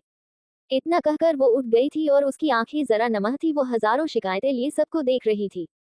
नाजिया जी इस बार बेहद प्यार से उसे समझाते हुए कहती है, बेटा वो बहुत ख्याल रखेगा तुम्हारा, पलकों पर बिठाकर रखेगा तुम्हें, और तुम खुद सोचो आज तक तुम्हारे अब्बा ने इतना ख्याल नहीं रखा होगा तुम्हारा जितना उसने रखा है। ज़हीन है, हसीन है, समझदार है, हर खूबी है उसमें, मुझे समझ नहीं आता मसला क्या है तुम्हें। मदीहा, मसला क्या है, सीरियसली अम्मी आप जानती है जहर लगते हैं मुझे वो, और आपने इतनी खूबी गिनाई है, ये भी तो बताए कि कितना गुस्सा आता है उन्हें, या यूं कहो हमेशा गुस्से में ही रहते हैं, और कितने बड़े हैं वो मुझसे। मैं उनसे शादी नहीं कर सकती, कभी नहीं। मुझे नहीं करना प्लीज अम्मी। रुखसार जी, पर बेटा। मदीहा उनकी बात बीच में काटकर रोते हुए चीख कर कहती है, नहीं मतलब नहीं ना, मुझे शादी करनी है और ना आप लोगों से बात, तो प्लीज जाओ आप, जाओ। उसके ऐसे रोने पर नाजिया जी कुछ कहना चाहती थी, पर शिफा जी ने उन्हें रोक दिया और उसे कुछ देर उसे अकेला छोड़ने का कहकर सबके साथ चली गई। सोफिया भी उनके पीछे गए और जैसे ही वो लोग हॉल में पहुंचे, सोफिया कहती है, आप लोग उसके साथ ऐसा कैसे कर सकते हैं, बहुत छोटी है अभी, वो ख्वाब है उसके जिन्हें वो मुकम्मल करना चाहती है, और आप उसकी शादी का सोच रहे हैं, वो भी भाई के साथ जिन्हें वो ना तो पसंद करती और ना ही उनके बारे में उस तरह से सोचती है। आप क्यों उसके सबसे बड़े डर हो हकीकत में तब्दील करना चाहते हैं। उसके कहने पर सबकी नजरें जरा झुकी हुई थी। कुछ देर बाद शिफा जी एक गहरी सांस लेकर कहती हैं, इतना ही भरोसा है तुम्हें अपने भाई पर, जान निसार देगा वो मदीहा के लिए, और अगर उसने कहा है कि वो सिर्फ उससे शादी करेगा, मतलब सिर्फ उससे शादी करेगा, तुम और हम कुछ नहीं कर पाएंगे, इतना अंदाजा तो होगा तुम्हें। सोफिया अम्मी बहन कहाँ नहीं है, सिर्फ उसे मैंने माना भी है। मेरी जिंदगी में जब भी कोई मुश्किल आई है वो मेरे साथ खड़ी थी। जब अजहन जी से मेरी बात पक्की हुई तब भी, तो मैं भी उसका साथ अब नहीं छोड़ सकती। मेरे लिए वो भाई से भी ज्यादा इम्पोर्टेंट है। मैं उसके साथ कुछ गलत नहीं होने दूंगी। उसकी मर्जी के बगैर उसकी शादी नहीं होगी। ये कहते वक्त उसकी आंखों में गुस्सा था। वो हमेशा वाली सुलझी हुई शांत सोफिया नहीं थी इस वक्त। रुखसार जी बेटा, हम दुश्मन नहीं है। मदीहा के हमारी पोती है, वो तुमसे ज्यादा मोहब्बत है हमें उससे। और एक बार जरा सोचो, आज तक अदनान ही मदीहा को संभालता आया है। उसकी पसंद नापसंद का ध्यान रखना, उसकी ख्वाहिशों को सबसे ऊपर रखना। जिस तरह से वो उसे संभालता आया है कोई और कभी नहीं संभाल सकता। अदनान से बेहतर मदीहा के लिए कोई नहीं हो सकता। अभी वो नादान है, समझ नहीं है उसे, पर हमें तजुर्बा है। और तुम खुद बताओ, क्या तुम्हें लगता है कोई और अच्छा हो सकता है उसके लिए? उनके इस सवाल है सोफिया को चुप करा दिया था। वो बिल्कुल खामोश हो गई थी। यह सच था कि अदनान से बेहतर मदीहा के लिए कोई नहीं हो सकता। वो बेहतरीन था उसके लिए, और यह किसी से छुपा नहीं था। शाम का वक्त, पूरा दिन यूं ही बीत गया। मदीहा ने कमरे में खुद को बंद कर रखा था। सबने कोशिश की खुलवाने की, पर उसने नहीं खोला। यहाँ तक कि सोफिया के लिए भी अदनान भी घर पर ही था और उसे मदीहा की बेतकल्लुफी की खबर पहुंच चुकी थी, पर उसने इस पर कोई रिएक्शन नहीं दिया। वो बहुत शांत था, पर बाकी सब मदीहा को लेकर परेशान थे। इस वक्त सारे मर्द ऑफिस के काम से बाहर गए थे। सहर जी दवाइयों के नशे में सो रहे थे और घर की बाकी खातून छत पर मसाले सुखा रही थी, या यूं कहो कि अपना ध्यान हटाने की कोशिश कर रहे थे। इधर मदीहा अपने कमरे का दरवाजा खोलकर हल्का सा झांक कर बाहर देखती है, और जब उसे कोई नहीं दिखता तो वो बाहर आकर आहिस्ता आहिस्ता नीचे उतरकर मेन डोर के पास आती है और हल्का सा दरवाजा खोलती है तो बाहर एक लड़की खड़ी थी, दिखने में बेहद खूबसूरत, काफी स्टाइलिश। वो मदीहा से तो 5-6 साल बड़ी ही लग रही थी। ये है ज़ारा, याद तो होगी, जिसे मदीहा ने अदनान के लिए चुना था। Green tears of Joy. Madiha उसे अंदर आने का कहती है तो वो एक्साइटेड होते हुए अंदर आकर चारों तरफ देखते हुए कहती है, कहाँ है मेरा अदनान बेबी? मदीहा मुंह बनाकर खुद से बड़बड़ाते हुए कहती है, काहे का बेबी? एक 6 फुट 3 इंच का वेल ग्रोन अप मैन इन्हें किस एंगल से बेबी लग रहा था? वो अभी बदबद ही रही थी कि ज़ारा दोबारा कहती है, अरे कहाँ खो गई तुमने तो कहा था कि मुझे मेरे बेबी से मिलवाओगी और हमारी शादी की बात करोगी। देखो कैसे भागी भागी आई मैं। उसके कहने पर मदीहा एक नजर खड़ी को देखती है तो यह अदनान की कॉफी का टाइम था। कुछ सोचकर वो कहती है, कॉफी बनाना आता है तुम्हें? ज़ारा नासमझी में, क्या तुमने मुझे कॉफी बनाने के लिए बुलाया है बेवकूफ लड़की? उसकी बात सुनकर मदीहा को गुस्सा तो आ रहा था, पर अभी उसका शांत रहना जरूरी था, इसलिए वो जबरदस्ती मुस्कुराते हुए कहती है, नहीं दरअसल उन्हें कॉफी बहुत पसंद है और अभी वक्त भी हो रहा है उनकी कॉफी का, तो क्यों ना तुम उनके लिए कॉफी बनाओ, वो और ज्यादा इम्प्रेस हो जाएंगे। क्या कहती हो? उसकी बात सुनकर ज़ारा के चेहरे पर एक चमक आ जाती है और फोन फौरन उसकी बात मान जाती हैं। थोड़ी देर बाद मदीहा और ज़ारा अदनान के कमरे के बाहर खड़े थे। ज़ारा के हाथ में एक ट्रे थी जिस पर कॉफी मग रखा था। मदीहा एक गहरी सांस लेकर दरवाजा घटघटाती है तो अंदर से आवाज आती है, कम इन। मदीहा अंदर जाती है, उसके थोड़ा पीछे ज़ारा थी, इसलिए अदनान को उसकी मौजूदगी का पता नहीं चला। वो मदीहा को देखकर जरा हैरान होकर कहता है, मुझे उम्मीद नहीं थी कि तुम आज भी अपनी जिम्मेदारी भूलोगी। नहीं, वेरी गुड। उसने इतना कहा ही था कि तभी उसके कानों में ज़ारा की आवाज आई। ज़ारा उसके पास आते हुए, अदनान बेबी देखो, मैंने तुम्हारे लिए कॉफी बनाया है, वो भी अपने हाथों से। ये कहते कहते तो बिल्कुल उसके पास आ गई थी। कमरे का तापमान एकदम से नीचे गिरा और वहां का माहौल अजीब होने लगा। किसी अनजान को अपने कमरे में देखकर अदनान का चेहरा एकदम से काला पड़ जाता है और आंखें बिल्कुल अंगारों की तरफ लाल हो जाती है। उसके कमरे में आने की इजाजत शिफा जी और मदीहा के अलावा किसी को नहीं, भी यहाँ तक कि कोई मुलाजिम भी उसके कमरे में नहीं आ सकते थे। घर के बाकी सदस्यों ने उसका कमरा देखा तक नहीं था और यहाँ मदीहा अपनी बेवकूफ़ी में किसी अनजान को यहाँ ले आई थी। उसकी इस गुस्ताखी पर अदनान के बदले एक्सप्रेशन पर उसने अभी गौर नहीं किया था। वही ज़ारा आने वाले खतरे से अनजान इठलाते हुए अदनान के जरा करीब आती हैं और उसे छूने ही वाली थी कि उससे पहले ही उसके कानों में अदनान की खतरनाक आवाज आती है, डोंट यू डरे टू टच मी। उसकी आवाज इतनी सख्त थी कि ज़ारा की डर के मारे रीढ़ की हड्डी तक कांप गई और वो फौरन 2 कदम पीछे हुई। इधर मदीहा को भी जरा डर लगा, पर फिर भी उसने अपने डर को एक तरफ करते हुए कहा, आपके लिए कॉफी बनाकर लाई है, पियेंगे नहीं? उसकी इस बात ने अदनान के अंदर चल रही आग में जैसे पेट्रोल डाल दिया था, जिसका अंदाजा मदीहा को नहीं था। अदनान धीमी मगर अपनी गहरी आवाज में मदीहा को घूरते हुए कहता है, कौन है ये और किसकी इजाजत से अंदर आई है ये? अभी तक उसने एक नजर ज़ारा की तरफ देखने की जहमत नहीं उठाई थी। उसका सारा फोकस सिर्फ और सिर्फ मदीहा पर था। उसकी आवाज से मदीहा एकदम कांप गई थी, पर वो फिर भी हिम्मत बटोरकर कहती है, वो यह ज़ारा है, आपको बहुत पसंद करती है, हमारी यूनिवर्सिटी में ही लास्ट सेम में है, आपको बताया था ना मैंने। अब देखिए, आपको शादी करनी है और आपके पास कोई और ऑप्शन नहीं है, तो मैंने सोचा क्यों ना एक बार आप इनसे मिल लो। बहुत टैलेंटेड है, ये टॉपर भी है और स्पोर्ट्स में भी। वो अभी कह ही रही थी, अदनान उसकी बात काटते हुए गुस्से में चीख कर कहता है, चुप, एकदम चुप, वरना मुझसे बुरा कोई नहीं होगा। उसकी आंखें एकदम लाल थी। इस वक्त अदनान इतने गुस्से में था जितना मदीहा ने अपनी सारी जिंदगी में नहीं देखा था। जारा को तो उससे बहुत डर लग रहा था, पर वो इतना अच्छा मौका हाथ से जाने नहीं देना चाहती थी, इसलिए ठीक बनते हुए कहती है, अदनान वो। अदनान उसे घूरते हुए, खबरदार जो मेरा नाम लिया तो जान से मारने से पहले सोचूंगा भी नहीं, समझी। अदनान ने इतने खतरनाक तरीके से कहा था कि जारा एकदम सहम गई और अब उसमें कुछ और कहने की हिम्मत शायद बची नहीं थी। अदनान मदीहा की तरफ देखकर उसके जानिब कदम बढ़ाते हुए कहता है, तुमने इसे मेरे लिए पसंद कर कर बुला तो लिया, पर इसे यह नहीं बताया कि मेरी शादी तो पहले से ही उससे फिक्स कर दी गई है जिसे मैंने अपने लिए पसंद किया है। उसकी बात सुनकर जारा हैरानी से मदीहा की तरफ देखने लगती है। वही मदीहा अपनी नजरें झुका यहाँ वहाँ देखकर कहती है, अभी फिक्स नहीं हुई है और होगी भी नहीं, क्योंकि मेरी तरफ से ना है। अदनान जो अब तक उसके एकदम करीब पहुंच गया था, टेढ़ा मुस्कुराते हुए कहता है, ओ पर अब तुम्हारी हाँ या ना से कुछ होगा नहीं, क्योंकि शादी तो होगी। और हाँ क्या कहा तुमने, मेरे पास ऑप्शन नहीं थे तो सुनो, अदनान सिद्दीकी के पास चाहने वालियों की कमी कभी नहीं हो सकती, वो तो फकत दिल का मसला यह है कि इसकी जरूरत तुम हो, ना किसी और को देखने की चाहत होती है, ना पाने की। मेरी सारी ख्वाहिशें, ख्वाब और हकीकत ए अमल तुम पर आकर रुकते हैं। मेरे हजारों में से तुम्हें चुना है, क्योंकि मेरे रब ने लाखों करोड़ों में से तुम्हें बनाया है। ये सब कहते कहते उसकी पकड़ उसके कंधों पर कस गई थी। आज उसे अदनान की आंखों में कुछ अलग दिख रहा था, जो वो समझ तो नहीं पा रही थी पर महसूस कर पा रही थी। वो दोनों बस एक दूसरे की आंखों में देख रहे थे। मदीहा की आंखों में शायद कोई तलाश थी तो अदनान की आंखों में मंजिल। तभी उनके कानों में जारा के चिल्लाने की आवाज आती है, जो मदीहा को नफरत से देखते हुए कह रही थी, यू ब्लडी चीपस्टर, तुम्हारी हिम्मत कैसे हुई? अदनान को चुराने की शर्म नहीं आई तुम्हें? खुद को देखो, कोई चीज में अच्छी नहीं हो। और एक अदनान, यू ब्लडी स्लू। वो आगे कहती उससे पहले ही उसकी जोर की एक चीख निकली, आह है, आह है। अदनान ने वो कॉफी गुस्से में सिथा उसके मुंह पर मारी थी। वो तो गनीमत है कॉफी थोड़ी ठंडी हो गई थी, वरना पता नहीं क्या ही होता उसके चेहरे का। पर अभी भी उसे कम तकलीफ नहीं हो रही थी। वहीं मदीहा भी ऊपर से नीचे तक कांप रही थी। उसे अंदाजा नहीं था अदनान कुछ ऐसा करेगा। जारा अभी भी दर्द में तड़प रही थी। कॉफी ज्यादा गर्म नहीं थी, पर गर्म जरूर थी, और जितनी थी उतनी जारा को तड़पाने के लिए काफी थी। अदनान चीखते हुए, हाउ डरे यू, हिम्मत कैसे हुई मेरी फियांसे के लिए कुछ गलत बोलने की? दिल तो चाह रहा है जबान खींच लूं हलक से तुम्हारे पर, यह गुस्ताखी की भी तो मेरी अमानत ने है। ये लाइन उसने मदीहा को देखकर कही थी, जो खुद डर से कांप रही थी। क्या भरोसा अभी अदनान उस पर कुछ फेंक दे, यह उसे लगता है। अदनान अपना गुस्सा शांत करने के लिए अपनी आंखें बंद करता है, पर फिर अपनी आंखें खोलकर जारा को घूरते हुए कहता है, लीव राइट नाउ। वो तो मैंने तुम जैसी लड़कियों को छूना हराम कर रखा है, वरना धक्के मारकर दफा करता तुम्हें यहाँ से। उसके ऐसे कहते ही जारा फौरन वहां से भाग जाती है, और अब वहां सिर्फ अदनान और मदीहा मौजूद थे।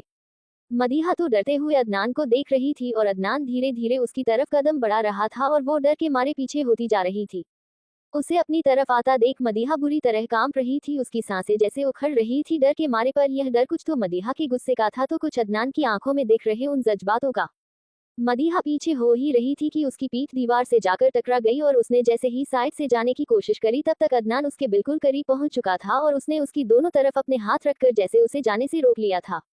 अदनान एकटक मदीहा को देख रहा था, और वो नाजुक सी लड़की ज्यादा देर तक उसकी नजरों की तपिश बर्दाश्त नहीं कर सकी, और उसने तुरंत अपनी नजरें झुका ली। कुछ देर तक उसके बेदाग चेहरे को देखने के बाद, जो घबराहट में और हसीन लग रहा था, अदनान हल्का सा उस पर झुककर अपनी गहरी आवाज में कहता है, दिल चाह रहा है तुम्हें छत से नीचे पटक दूं इस गुस्ताखी के लिए, पर अगर तुम्हें एक खरोंच भी आई तो वो दर्द जो मुझे होगा वो बर्दाश्त नहीं कर पाऊंगा मैं। उसकी यह बात सुनकर मदीहा तुरंत उसकी आंखों में देखती है, जहां उसके लिए एक अलग ही दीवानगी दिख रही थी। अदनान हल्का सा मुस्कुराकर, अब अच्छे बच्चों की तरह सबसे जाकर कहो कि तुम्हें ये शादी मंजूर है। हम।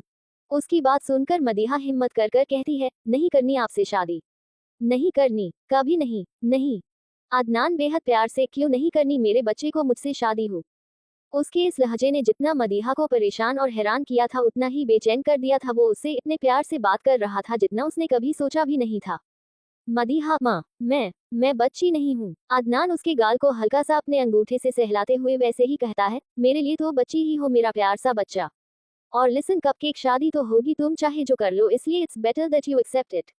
और अभी तुम जाओ यहाँ से, बाद में बात करेंगे, ओके। उसकी बात सुनकर मदीहा तुरंत वहां से भाग जाती है। उसमें कुबत हिम्मत थी भी नहीं रुकने की। जारी है। हेलो गाइस, कैसे हैं आप सब? ठीक होंगे उम्मीद है। Share your thoughts. मैं तैयार हूँ शादी के लिए।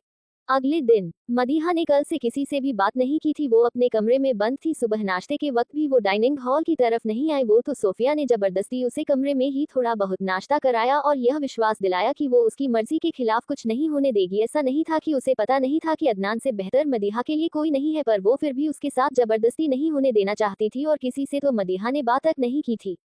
कॉलेज में आज एक इम्पॉर्टेंट सबमिशन था, इसलिए सोफिया अपने और मदीहा के प्रोजेक्ट लेकर कॉलेज चली गई। मदीहा का तो मन ही नहीं था घर से निकलने का, इसलिए वो खुद घर पर ही रुकी। करीब 11 बजे के आसपास जब वो कमरे में बैठी बैठी हद से ज्यादा बोर हो गई तो परेशान होते हुए वो कमरे से बाहर निकली और गार्डन की तरफ जाने के लिए अपने कदम बढ़ाए ही थे कि रास्ते में उसके कदम नाजिया जी और जमाल जी के कमरे के बाहर रुक गए और उसके कानों में उनकी डिस्कशन की आवाज सुनाई थी। नाजिया जी और जमाल जी के कमरे में।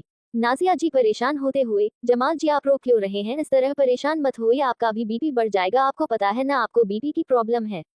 जमाल जी मायूसी से, तो क्या करूं नाजिया, आज पहली बार भाईजान ने मुझसे कुछ मांगा है, एक ख्वाहिश रखी है अपनी। वो चाहते हैं कि अदनान की शादी हो जाए और अदनान की जिद है कि वो सिर्फ मदीहा से शादी करेगा और उसकी जिद के आगे तो तुम्हें भी पता है कि हम में से कोई नहीं जीत सकता। अगर उसने कहा है कि वो सिर्फ मदीहा से शादी करेगा, इसका मतलब वो सिर्फ मदीहा से शादी करेगा। भाई साहब की तबीयत बहुत खराब है, अगर उन्होंने थोड़ा सा भी स्ट्रेस लिया तो उन्हें दोबारा हार्ट अटैक आ सकता है और शायद इस बार वो बचे भी ना। पहला हार्ट अटैक की बहुत खतरनाक था, डॉक्टर ने स्ट्रिक्टली कहा है कि उनका ख्याल रखें, उन्हें किसी भी तरह की परेशानी ना हो, पर यहाँ तो हम उनके लिए कुछ नहीं कर पा रहे हैं। मुझे समझ नहीं आ रहा मैं क्या करूँ, अपने भाई को इस तरह नहीं देख सकता मैं, और दूसरी तरफ औलाद है जिसकी उम्र ही अभी क्या है, ऐसे कैसे उसकी शादी जबरदस्ती कर दूं। जानता हूँ अदनान बहुत अच्छा है, उसके लिए बेहतरीन है, पर फिर भी मैं जबरदस्ती नहीं करना चाहता। उसके साथ एक ही औलाद है, मेरी लाख मिन्नतों के बाद मुझे मिली है, मैं उसके साथ इतनी ज्यादती तो नहीं कर सकता। ये कहते कहते वह दोबारा रो दिए थे। आज यकीनन वह बहुत परेशान थे, उनके लिए सहीर जी की जगह उनके बाप के बराबर थी और आज वो उनके लिए कुछ नहीं कर पा रहे थे। इसका पछतावा और दर्द उनसे बर्दाश्त नहीं हो रहा था। नाजिया जी आप फिक्र क्यों कर रहे हैं, मैं एक बार और बात करूंगी ना मदीहा से, वो तो बच्ची है, उसे कहाँ समझ है अभी, और वैसे भी हम अदनान जैसा अच्छे लड़का को खो नहीं सकते, उससे अच्छा लड़का उसे कभी मिलेगा भी नहीं। मैं तो कहती हूँ आप थोड़ी जबरदस्ती करनी पड़े तो कर लीजिए, पर करा दीजिए दोनों की शादी। जमाल जी एक गहरी सांस लेकर, नहीं हम उसके साथ जबरदस्ती नहीं करेंगे और ना ही अब तुम उससे इस बारे में कोई बात करोगी, अगर उसकी ना है तो ना ही सही। उन्होंने जैसे हुक्म सुनाया था और उनके हुक्म के आगे नाजिया जी ने कुछ कहना ठीक नहीं समझा। वही वह दोनों इस बात से अनजान कि उनकी औलाद बाहर खड़े उनकी सारी बातें सुन रही थी और इस वक्त उसकी आंखें बेहद नम थी। इससे पहले कि वो रोना शुरू करते वह तेजी से भागते हुए अपने कमरे की तरफ चली जाती है। कमरे में आते ही वह कमरे का दरवाजा बंद करके तेजी से बिस्तर पर मुंह के बल गिरती है और तकिए में मुंह छुपा कर रोने लगती है। इस वक्त वो बहुत बहुत हेल्पलेस फील कर रही थी। उसकी आंखों के सामने बार बार सहीर की शिफा जी का उसका ख्याल रखना आ रहा था। उन्होंने कभी भी उसे अपनी औलाद से कम नहीं समझा था, उन दोनों के लिए वो सोफिया से कहीं ज्यादा थी। अगर घर में कुछ भी आता था तो पहले उसके नहीं आता था, फिर बाकी लोगों के लिए वो इस तरह उन्हें दुखी तो नहीं कर सकती थी। और अगर क्या हो कि सहीर जी को दोबारा हार्ट अटैक आ जाए और उन्हें कुछ हो जाए तो क्या करेगी वो, अपनी जिद के आगे वो इतनी खुदगर्ज तो नहीं हो सकती, ऐसी तो नहीं है कम से कम मदीहा सिद्दीकी। उसके दिमाग में बस यही सब चल रहा था। वो सुबकते हुए ही खुद से कहती है, मैं इतनी सेल्फिश तो नहीं हो सकती, या अल्लाह मैं क्या करूं, पर मैं यह शादी भी तो नहीं कर सकती, इतने बड़े हैं वो मुझसे, मैंने तो कभी उन्हें उस नजर से देखा तक नहीं, और मुझे अच्छे से पता है इन सब के पीछे भी जरूर उनकी कोई प्लानिंग होगी। मुझे समझ नहीं आ रहा मैं क्या करूं, मैं ताए अम्मी और ताया अब्बू को ऐसे नहीं देख सकती और ना ही अपने अम्मी अब्बू को। वही सब सोचने में बिजी थी। वही दूसरी तरफ अदनान के स्टडी रूम में वो अपनी चेयर पर बड़े आराम से बैठे अपने हाथ में एक टैब लिए लगातार मदीहा को देख रहा था, और उसने ये भी सुन लिया था कि उसने जमाल जी और नाजिया जी की सारी बातें भी सुन ली है। जब उसे और उसी तरह रोता हुआ नहीं देखा गया तो वो टैब बंद कर कर अपनी चेयर पर पीछे लीन होकर आंखें बंद करते हुए कहता है, प्लीज मत रो ऐसे, कपकेक मेरी सांसें रुक रही हैं तुम्हें ऐसे देखकर, पर मैं अभी कुछ नहीं कर सकता। तुम्हें पता है तुम्हें सबसे ज्यादा डिफरेंट क्या बनता है, तुम्हें कैसे पता होगा, तुम तो हो ही बेवकूफ है। बताता हूँ तुम्हें सबसे ज्यादा डिफरेंट ये बनाता है कि इसे फर्क नहीं पड़ता कि तुम कितनी तकलीफ और दर्द में हो, तुम्हारे लिए हमेशा दूसरों का दर्द सबसे ज्यादा इंपॉर्टेंट होता है। और आज तुम्हारी इसी आदत का शायद मैं फायदा उठाने जा रहा हूँ, पर यकीन मानो किसी और को कभी तुम्हारा कोई फायदा नहीं उठाने दूंगा। तुम्हें अपने पास रखने के लिए ये करना बहुत जरूरी है। I am sorry cupcake, but I have to be selfish this time. इधर मदीहा पिछले 2 घंटे से इन्हीं सब चीजों में खोई हुई थी कि तभी उसके कानों में अजान की आवाज आई। उसने नजर उठाकर घड़ी की तरफ देखा तो यह जोहर की नमाज का वक्त था। वह हिम्मत कर कर उठी और बाथरूम में जाकर वाजू बनाकर बाहर आए और जानमाज पर बैठकर नमाज पढ़ना शुरू की। इसमें शायद उसे भी सुकून मिल रहा था। कहते हैं ना कि जब हम जिंदगी की भाग दौड़ से थक जाते हैं तो वापस उसी के पास आते हैं जिसने हमें बनाया है। कुछ मंदिर जाते हैं, कुछ मस्जिद, कुछ चर्च तो कुछ गुरुद्वारे, पर तलाश सबकी एक ही होती है, सुकून की तलाश।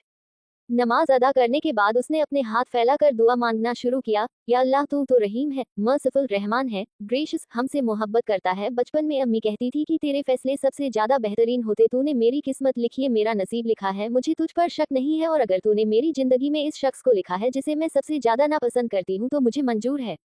तेरे फैसलों पर सवाल उठा सकूं इतनी ना शुक्रिया नहीं हूं मैं, बस दुआ मांगती हूं कि मुझे हिम्मत देना, सब्र देना कि मैं इस अनचाहे रिश्ते को संभाल पाऊं। अगर जिस शख्स से मैं सबसे ज्यादा डरती हूं उसी को तूने मेरी किस्मत में लिखा है तो ठीक है, यही सही मुझे हिम्मत दे कि मैं सही रास्ता चुनूं, क्योंकि अपनी जिद में चलकर अपने घर वालों का ही दिल दुखाओ, इतनी खिलाफत करने की ताकत नहीं है मुझ में। दुआ मांगने के बाद न जाने वो कितने घंटे तक ऐसे ही बैठी रही और 1-2 घंटे बाद उठकर बेड पर जाकर लेट गई और थोड़ी देर के बाद उसे कब नींद आ गई पता ही नहीं चला। अब उसके दिल में कहीं ना कहीं सुकून था और उसने फैसला भी ले लिया था। शाम को 5 बजे के आसपास जब सोफिया कॉलेज से वापस आई तो उसे मदीहा सोती हुए दिखी, इसलिए उसने भी उसे डिस्टर्ब करना ठीक नहीं समझा और नीचे किचन में डिनर के लिए हेल्प करने चली गई। रात 8 बजे ये डिनर का टाइम था और सभी लोग डिनर टेबल पर मौजूद थे सिवाय मदीहा के। शिफा जी ने उसे बुलाने के लिए सोफिया को भेजा तो वह अभी सीढ़ियों की तरफ बढ़ी ही थी कि तभी उसे डाइनिंग हॉल की तरफ मदीहा आती दिखी। उसे आता देख सबको जरा हैरानी हुई क्योंकि वो काफी देर से रूठी बैठी थी और उसने लगभग 24 घंटे के आसपास से किसी से बात नहीं की थी। पर अदनान काफी शांत था, उसे कोई हैरानी नहीं थी। उसने एक नजर उठाकर मदीहा की तरफ देखा जिसके चेहरे पर बहुत शांति थी पर एक उदासी भी थी। आज वो रोज वाली चुलबुली सी लड़की नहीं लग रही थी बल्कि अपनी उम्र से कहीं ज्यादा समझदार लग रही थी, उलझी हुई, शांत। और इसकी वजह अदनान को पता थी। जब वो और थोड़ी देर तक उसके चेहरे को नहीं देख पाया तो उसने अपनी नजरें झुका ली। कहीं ना कहीं उसके दिल में भी तकलीफ हो रही थी पर यह तकलीफ जरूरी थी शायद। मदीहा चुपचाप अपनी जगह पर आकर बैठ गई और उसने खाना खाना शुरू किया। ना उसने किसी की तरफ देखा ना कुछ कहा, पर हाँ सबका ध्यान उस पर था और उसे इस तरह शांत देखकर किसी को अच्छा नहीं लग रहा था। खाना खाते वक्त डाइनिंग टेबल पर बिल्कुल खामोशी थी जो कि बड़ी अजीब बात थी क्योंकि इस वक्त नॉर्मली चहल पहल होती थी, सब लोग बातें करते हुए खाना खाते थे, पर आज वहाँ ऐसी खामोशी थी जैसे मातम छाया हो। इसी खामोशी को तोड़ते हुए अदनान अपनी गहरी आवाज में कहता है, 1 हफ्ते बाद से मेरी एक इम्पोर्टेंट केस की हियरिंग स्टार्ट है, इसलिए मैं चाहता हूँ कि इसे 1 हफ्ते में शादी हो जाए। उसकी इस बात में जैसे धमाका फोड़ दिया, सबके हाथ खाते हुए रुक जाते हैं। अदनान ने यह बात इतनी कैजुअली कही थी जैसे बहुत नॉर्मल कुछ कह रहा हो। वही मदीहा जो अभी शायद पहला ही निवाला मुंह में डालने वाली थी, उसके हाथ भी वही की वही रुक गए। सहर जी गुस्से में मगर धीमी आवाज में, और हमने कब कहा कि तुम्हारी और मदीहा की शादी तय हो गई है? किसी की कोई शादी नहीं हो रही है। जब मदीहा तैयार नहीं है तो हम उसके साथ कोई जबरदस्ती नहीं कर सकते, समझी तुम? उनके कहने के लहजे में कुछ गुस्सा था तो कुछ मायूसी जिसने सबने महसूस किया था। जमाल जी कुछ कहना तो चाहते थे पर उनकी हिम्मत नहीं हुई। वह सीधे सीधे अपने भाई को मना नहीं कर सकते थे और मदीहा के साथ जबरदस्ती भी नहीं कर सकते थे, इसलिए उन्होंने खामोश रहना ही चुना। डाइनिंग टेबल पर जैसे बिल्कुल खामोशी छा गई थी और यह खामोशी कुछ मिनट तक चलती रही। तभी सबके कानों में मदीहा की धीमी आवाज सुनाई दी, मैं तैयार हूँ शादी के लिए। उसकी कहते ही सबको झटका लगा जैसे, और सभी ने उसकी तरफ देखा जो अभी भी नजरें झुकाए अपनी प्लेट को घूर रही थी। किसी को अपने कानों पर यकीन नहीं हो रहा था कि अभी अभी उसने क्या कहा। डाइनिंग टेबल पर बैठे सब हैरान थे सिवाय अदनान सिद्दीकी के, क्योंकि उसे पहले से अंदाजा था कि यही होने वाला है। अगर किसी ने सबसे पहले सवाल किया तो वो थी नाजिया जी। वो खुशी से मदीहा को देखकर पूछती है, बेटा क्या कहा तुमने, दोबारा तो कहो। मदीहा इस बार सर ऊपर कर कर सबको देखते हुए बिना किसी भाव के कहती है, मुझे इस रिश्ते से कोई प्रॉब्लम नहीं है, मैं शादी करना चाहती हूँ। किसी को अभी भी जैसे विश्वास नहीं हो रहा था, ये लड़की जो लगभग 24 घंटे से धरने पर बैठी थी अचानक से शादी के लिए मान गई कैसे? जमाल जी उठकर उसकी चेयर के पास आते हुए कहते हैं, बेटा तुम्हारे साथ कोई जबरदस्ती नहीं है। सहर जी, हाँ बेटा तुम हमारी बेटी हो, हम तुम्हारे साथ जबरदस्ती नहीं करेंगे। अगर तुम्हें शादी नहीं करनी तो मना कर दो। मदीहा, नहीं मुझे शादी करनी है और वैसे भी कभी ना कभी तो करनी है, तो अभी क्यों नहीं? किसी को समझ नहीं आ रहा था कि उसकी बातों पर कैसे रिएक्शन दे, और अगर कोई सबसे ज्यादा हैरान थी तो वो थी सोफिया। वह बिल्कुल ही चाहती थी कि मदीहा के साथ जबरदस्ती हो, पर यहाँ तो ये लड़की खुद ही हाँ कर रही है, पर उसे ये भी पता था कि वह खुश नहीं है। सब अभी हैरान परेशानी थे कि सबके कानों में एक बार फिर अदनान की आवाज आती है, अब जब लड़की भी तैयार है तो फिर क्या मसला है, हम कल ही निकाह करेंगे। और एक और धमाका। आज तो लग रहा था जैसे सिद्दीकी हाउस में धमाके ही धमाके हो रहे हैं, एक के बाद एक। रुखसार जी, पर बेटा शादी ऐसे थोड़ी ना होती है, 1000 लोगों को दावत देनी होती है, इतने कम होते हैं। और आज ही तो मदीहा ने हाँ किया है, ऐसे एकदम से कैसे शादी कर दे? मदीहा अदनान की इस बात पर खामोश थी, उसे जैसे कोई फर्क ही नहीं पड़ रहा था, पर बाकी सब हैरान थे। अब भाई कल की कल शादी, ये तो पॉसिबल नहीं था, पर जो नॉर्मल कम करे वो अदनान सिद्दीकी कहा, उसका तो टशन भी अलग है और अंदाज भी। अदनान, मैं नहीं चाहता कि घर वालों के अलावा कोई और शादी में इन्वॉल्व हो, अभी बहुत छोटी है मदीहा, इसलिए सिर्फ निकाह पढ़ा रहे हैं। कुछ सालों बाद जब उसकी ग्रेजुएशन हो जाएगी तब एक वलीमा पार्टी ऑर्गेनाइज कर लेंगे, पर अभी के लिए इतना काफी है और निकाह कल ही होगा। इतना कहकर वह वहां से उठकर चला जाता है, पर उसकी बात सभी को कहीं ना कहीं ठीक भी लगती है। अभी सबको बताना कुछ सही नहीं था। उसके जाने के बाद मदीहा भी उठकर चली जाती है, उसमें हिम्मत नहीं थी अभी हाँ और बैठने की। पर वो अपने कमरे की जगह सीधा गार्डन में जाकर बैठ जाती है। वैसे तो वो यहाँ अक्सर किताबें लेकर आया करती थी, पर आज शायद किताबों के किरदार भी उसे बहला नहीं सकते थे। जिंदगी ने इस तरह मजाक जो किया था उसके साथ। वो एकदम खामोशी से बैठी आसमान को देख रही थी, जिसमें आज चांद नहीं था, केवल अंधेरा था। शायद उसकी जिंदगी में भी कुछ ऐसा ही था फिलहाल। तभी सोफिया वहां आकर कहती है, यह क्या हरकत है मदीहा, बताओ मुझे किसने फोर्स किया तुम्हें? मुझे पता है तुम्हें शादी नहीं करनी, फिर क्या मसला है? मदीहा बिना उसकी तरफ देखे आसमान को ही देखते हुए कहती है, मुझे किसी ने फोर्स नहीं किया सोफिया, और अभी तुम प्लीज, जो मेरा मन नहीं है किसी से बात करने का। सोफिया पर मदीहा उसे काटते हुए, तुम्हें मेरी कसम सोफिया, जाओ यहाँ से प्लीज। उसका बिहेवियर आज सोफिया को हैरान कर रहा था कि यह मदीना नहीं थी जिसे वो जानती थी, ये तो कोई और ही थी, इतनी संजीदा, पर उसने वहां रुकना ठीक नहीं समझा। उसे लगा कि शायद इस वक्त उसे अकेला रहना ज्यादा जरूरी है, इसलिए वो वहां से चली गई। मदीहा करीब 1 घंटे तक वहां बैठी रही। तभी शिफा जी हाथ में खाने की प्लेट लेकर वहां उसके पास बैठते हुए कहती है, भूखे रहने से तुम्हारी जिंदगी की मसले समझ नहीं जाएंगे, कल से कुछ नहीं खाया है, चलो शाबाश खाना खाओ। उनकी आवाज से उसे एहसास हुआ कि वह उसके पास बैठी है, वरना उसे तो पता ही नहीं चला था कि वो कब आ गई। मदीहा एक नजर उन्हें देखकर वापस आसमान को देखते हुए, मन नहीं है ताए अम्मी। उसके इनकार पर शिफा की कुछ देर से देखते हैं, फिर वो भी आसमान की तरफ देखते हुए बेहद प्यार से उससे कहती है, तुम्हें पता है मैं तुम्हारे ताया अब्बू से शादी नहीं करना चाहती थी, जबरदस्ती हुई थी हमारी शादी। उनकी बात पर मदीहा ने सारा चौंके हुए उन्हें देख, क्योंकि उसे तो लगता था कि वो और सहीर जी जिस तरह मोहब्बत से एक दूसरे के साथ रहते हैं उनकी लव मैरिज हुई होगी। उसे अपनी तरफ ऐसे दिलचस्पी लेते देखा शिफा जी आगे कहती है, मेरे अपने और सहीर जी के अब्बू ने हमारी शादी बहुत सालों पहले बिना हमसे पूछे तय कर दी थी, तब मेरा कोई इरादा नहीं था शादी का, पर जबरदस्ती मेरी शादी हो गई, और जब मैं इस घर में आई तो मेरा यही इरादा था कि सहीर जी जरूर बहुत बुरे होंगे, पर जैसे जैसे मैं उनके साथ रहती गई मुझे समझ आया कि उनसे बेहतर तो मैं खुद अपने लिए कोई नहीं ढूंढ पाती। कभी कभी हमारे साथ ऐसा ही होता है, जिंदगी हमारे साथ कुछ ऐसा करती है जिसकी हमें उम्मीद नहीं होती, पर आगे जाकर वह फैसला हमेशा सही रहता है। बस अपने रब पर भरोसा रखो। मुझे पता है अभी तुमने अपनी मर्जी से हाँ नहीं करी है, पर मदीहा मैंने तुम्हें कभी सोफिया से कम नहीं रखा, मेरे लिए तुम उससे ज्यादा बढ़कर हो, और मुझे पता है कि अदनान तुम्हारे लिए सबसे अच्छा है, उससे बेहतर कोई नहीं हो सकता। हाँ वो थोड़ा गुस्सा करता है, थोड़ा कम बोलता है, थोड़ा सख्त है, पर वो तुम्हारे साथ कभी कुछ गलत नहीं करेगा, ना गलत होने देखा, बहुत मोहब्बत से रखेगा तुम्हें। और मैं यह इसलिए नहीं कह रही क्योंकि वो मेरा बेटा है, बल्कि इसलिए कह रही हूँ क्योंकि यही अदनान सिद्दीकी की फितरत है, और इससे तुम भी अनजान नहीं हो। मदीहा उनकी बातें बहुत ध्यान से सुन रही थी, और वो भी इन्हीं सब बातों में उसे उलझाकर खाना भी खिला रही थी। उसके बाद दोनों के बीच खामोशियां छा गई, और शिफा की उसे खाना खिलाकर जल्दी कमरे में जाने का कहकर खुद वहां से चली गई, और मदीहा वहीं बैठी रह गई। शिवाजी हवेली के अंदर आई थी कि उन्हें वही नाजिया जी मिल गई, जिनके हाथों में खाने की प्लेट थी, और शायद वह मदीहा के पास ही जा रही थी, पर शिफा जी को वहां देखकर उन्हें एक सुकून मिला, और वो मुस्कुराते हुए उनसे कहती हैं, आपके होते हुए मुझे कभी उसकी फिक्र करने की जरूरत नहीं है, मैं बस खाना लेकर जा ही रही थी, और देखिए आप खिलाकर भी आ गई। शिफा जी हल्का सा मुस्कुराकर, आज इस तारीफ की हकदार में नहीं हूँ। नाजिया जी चौंकते हुए, मतलब? शिफा जी, अदनान ने भेजा था उसके पास खाना लेकर, उसे पता था उससे तो खाएगी नहीं, पर मुझे खा लेगी। उनकी बात सुनकर नाजिया जी मुस्कुराते हुए कहती हैं, इसीलिए कहती हूँ कि मदीहा के लिए अदनान से बेहतर कोई नहीं हो सकता। जारी है। आप लोगों में से कुछ लोग सोचेंगे कि मदीहा इतनी जल्दी इमोशनल ब्लैकमेल होकर कैसे मान गई, तो देखो सबसे पहले तो वह सिर्फ 17 साल की है, और एक 17 साल की बच्ची के लिए उसके घर में शांति बहुत इंपॉर्टेंट होती है, और सबसे ज्यादा इंपॉर्टेंट होता है उसके माँ बाप, और यह फैसला भी उसने अपने माँ बाप के लिए लिया है, और शिफा जी सहीर जी भी उसके माँ बाप जैसे ही है। पॉसेसिवनेस। रात 11 बजे सभी लोग हॉल में बैठे थे सिवाय मदीहा और अदनान के। अभी भी सभी शौक में थे अदनान का शादी के लिए हाँ करना, और फिर मदीहा से शादी की शर्त रखना, और अब मदीहा की अचानक से मंजूरी मिलना। ये किसी शौक से कब नहीं था किसी के लिए। किसी को समझ नहीं आ रहा था कि क्या हो रहा है, और जो हो रहा है सही है या गलत। कहीं वो लोग मदीहा के साथ कुछ गलत तो नहीं कर रहे, और सबसे बड़ी बात, ऐसे अचानक से कल निकाह होना ये काफी अनएक्सपेक्टेड था। जैसे सहीर जी समझ नहीं आ रहा क्या करे, कल ऐसे अचानक से निकाल बहुत जल्दी नहीं हो जाएगा। जमाल जी, हाँ, और अभी तो मदीहा 18 की भी नहीं है, शादी लीगल कैसे होगी, निकाहनामा जायज नहीं होगा। उनकी बात सुनकर सबको जरा परेशानी हुई। तभी नाजिया जी को कुछ याद आया, और उन्होंने कहा, आप उम्र को लेकर फिक्रमंद ना हो, क्योंकि मदीहा के सभी डॉक्यूमेंट्स में उसकी उम्र 2 साल बढ़कर है, यानी अभी लो 19 साल की है कागजों के मुताबिक, और 2 हफ्ते बाद तो उसका बर्थडे वैसे भी है। जमाल जी गहरी सांस लेकर, पर चलो ठीक है, कागजों के मुताबिक लो बालिक है, पर हकीकत में तो छोटी है ना। वो शादी जैसी चीजों के लिए ज़हनी तौर पर तैयार नहीं है। वो कैसे रहेंगी? अदनान के साथ एक काम करते हैं, ग्रेजुएशन तक रुक जाते हैं, फिर कर देंगे निकाह।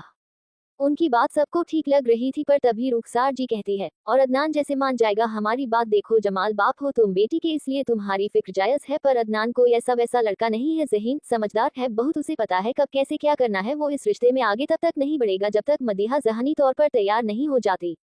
उनकी बात सबको कहीं ना कहीं ठीक लगी। अदनान कोई आम लड़का नहीं था, उसे पता था कब क्या करना है, कैसे करना है। सहीर जी समझ नहीं आ रहा खुद हो या परेशान, पर एक बात तो हम सब जानते हैं, अगर उसने कहा है कि वो मदीहा से शादी करेगा तो वो सिर्फ उससे ही शादी करेगा, इसलिए बेहतर होगा कि हम दोनों का निकाह कल ही करा दे। वैसे ही किसी बाहर के इंसान को तो बुलाना नहीं है। सबके डिस्कशन के बाद यही नतीजा निकला कि कल दोनों का निकाह पढ़ा दिया जाएगा जोहर के बाद, जिसमें सिर्फ घर वाले ही शरीक होंगे, और जब मदीहा की ग्रेजुएशन सेरेमनी हो जाएगी तब एक वलीमा पार्टी के साथ सबको बता दिया जाएगा। डिस्कशन के बाद सोफिया कमरे में आई तो मदीहा खिड़की के पास खड़ी आसमान को ही देख रही थी। वो थोड़ी देर पहले ही गार्डन से वापस आई थी और तब से यही खड़ी थी। उसके चेहरे पर अभी भी कोई इमोशंस नहीं थे, वो मदीहा जैसे लग ही नहीं रही थी, वो तो कोई और ही थी। सोफिया के कुछ पल तक उसे देखा और फिर उसके पास जाकर उसके कंधे पर हाथ रखकर उसे पुकारा, मदीहा। मदीहा ने पलटकर उसकी तरफ देखा तो उसके मुरझाए हुए चेहरे को देखकर सोफिया के दिल में जैसे एक दर्द हुआ। वो कभी नहीं चाहती थी कि मदीहा के साथ कुछ भी बुरा हो। सोफिया उसे अपने गले लगाकर कहती है, क्यों कर रही हो ये सब मदीहा, ना कर दो, मत करो वो जो तुम नहीं चाहती। मदीहा उससे अलग होकर हल्का सा तल्खी से मुस्कुराते हुए कहती है, काश कर पाती पर अपनों का दिल दुखाकर खिलाफत कर सकूं, इतनी बहादुर नहीं हूं सोफिया। ये कहते हुए वो बेड पर बैठ चुकी थी और सोफिया भी उसके पास बैठकर उसका हाथ अपने हाथ में पकड़ते हुए कहती है, पर तुम अपनी जिंदगी क्यों दांव पर लगाना चाहती हो मदीहा, तुम भाई को पसंद तक नहीं करती। मदीहा तुम्हें पता है सोफिया, जब मैं 6 क्लास में थी और मेरा एक्सीडेंट हो गया था और मुझे ब्लड चढ़ाना पड़ा था, तब अब्बू फिजिकली फिट नहीं थे, उन्हें डेंगू था, इसलिए ताया अब्बू ने मुझे ब्लड डोनेट किया था, क्योंकि उनका ब्लड ओ था, उन्होंने मेरी जान बचाई थी सोफिया, और अगर अब मैं उनके लिए कुछ ना कर पाऊँ तो उस जिंदगी का क्या फायदा जो उन्होंने मुझे दी है। तुम्हें पता है जब मैं बेहोश होने वाली थी उस दिन, तब मैंने डॉक्टर को कहते सुना था कि अगर मुझे ब्लड नहीं मिलता तो मैं मर जाती। सोफिया उसे डांटते हुए, मदीहा तुम किस बात को कहाँ से कहाँ जोड़ रही हो, देखो हम सब जानते हैं कि तुम अम्मी अब्बू से बहुत मोहब्बत करती हो, पर तुम्हें ये करने की जरूरत नहीं है। मदीहा हल्का सा मुस्कुरा कर, तुम्हें पता है आज मैंने अम्मी और अब्बू की बातें सुनी थी और आज से पहले मैंने कभी अपने अब्बू को इतना हेल्पलेस नहीं देखा था। पता है अब्बू तारा अब्बू से बहुत मोहब्बत करते हैं और मैं नहीं चाहती हूँ वो इस तरह मायूस हो, और फिर अगर मेरी किस्मत में अदनान जी लिखे हैं तो ठीक है, यही सही, देखते हैं किस्मत कहाँ तक लेकर जाती है। अब सोफिया को भी कुछ समझ नहीं आ रहा था कि वो क्या कहे, इसलिए हल्का सा मुस्कुरा कर कहती है, अब मुझे समझ आ रहा है कि अम्मी अब्बू तुमसे ज्यादा मोहब्बत क्यों करते हैं। पता है तुम बहुत समझदार हो, बहुत अच्छी हो, और यही तुम्हें सबसे ज्यादा प्रॉब्लम में डालता है। खैर अब ज्यादा मत सोचो, देखो ऑलरेडी 12 बजे बज गए हैं, सो जाओ, कल बहुत बड़ा दिन है तुम्हारे लिए। उसके कहने पर मदीहा बिस्तर पर अपनी जगह लेट जाती है और सोफिया भी अपनी साइड जाकर हो जाती है। कुछ देर बाद सोफिया तो गहरी नींद में थी, पर मदीहा को काफी देर तक नींद नहीं आई, वो काफी कुछ सोच रही थी, पता नहीं किस पहर उसकी आंख लगी। इधर अदनान के कमरे में वो अपने टैब से मदीहा को ही देख रहा था, पर जब उसने उसे सुकून से सोते हुआ देखा तो टैब बंद किया और खुद सोफे से सिर टिकाकर आंखें बंद कर उसी के बारे में सोचने लगा। ऐसे ही सोचते सोचते अचानक उसके जहन में कुछ सालों पुरानी एक याद जाग उठी। फ्लैशबैक। एक लड़की जिसकी उम्र 6 साल होगी, वो स्कूल कैंपस में खड़ी थी, उसके चेहरे पर कुछ घबराहट थी और वो डरते हुए सामने देख रही थी। वो ही नहीं, वहां मौजूद सभी लोग सामने देख रहे थे, जहां एक लड़का जिसकी उम्र करीब 17 साल होगी वो एक दूसरे लड़के को बुरी तरह पीट रहा था, और वो दूसरे लड़के जिसकी उम्र 16 साल कुछ होगी, उसकी हालत बहुत गंभीर हो चुकी थी। पहला लड़का गुस्से में उस दूसरे लड़के को मारते हुए चिल्लाकर कहता है, छुआ कैसे तूने उसे, हिम्मत कैसे हुई मेरी कपकेक को टच करने की, उसके कहा था ना दूर रह, तो तूने हाथ कैसे लगाया, देखा नहीं कैसे डर रही थी वो, बोल कैसे हिम्मत करी उसे छूने की, damn it how dare you to touch something that's mine. ये कहते हुए उसने एक और मुक्का उसे मारा तो दूसरे लड़के की हालत और खराब हो गई, पर उसने खुद को संभालते हुए बड़ी मुश्किल से टूटे फूटे शब्दों में कहा, अदनान, आई एम सॉरी, मुझे बस वो क्यूट लगी। तो मैंने उसके गाल टंच किए। मुंह, मुझे नहीं पता था वो तेरी सिस्टर है। उसके मुंह से सिस्टर सुनकर तो अदनान और भड़क गया और वो उसे पेट में एक लात मारते हुए गुस्से में कहता है, she is not my sister, she is my wife dot, she is my new bloody cheapster. Adnan Siddiqui की मलकियत है वो, उसका नाम मदीहा सिद्दीकी नहीं है, बल्कि मदीहा अदनान सिद्दीकी है, और तूने उसे टच किया, उसे अनकंफर्टेबल फील कराया। How dare you to do that.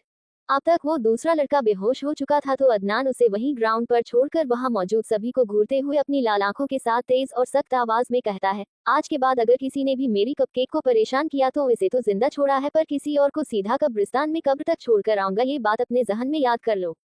इतना कहकर वो 6 साल की मदीहा के पास आकर अपने एक घुटने के बल बैठकर उसे अपने पास आने का कहता है, पर वो 6 साल की बच्ची अदनान के गुस्से से इतना डर गई थी कि उसकी हिम्मत ही नहीं हो रही थी उसके पास जाने की।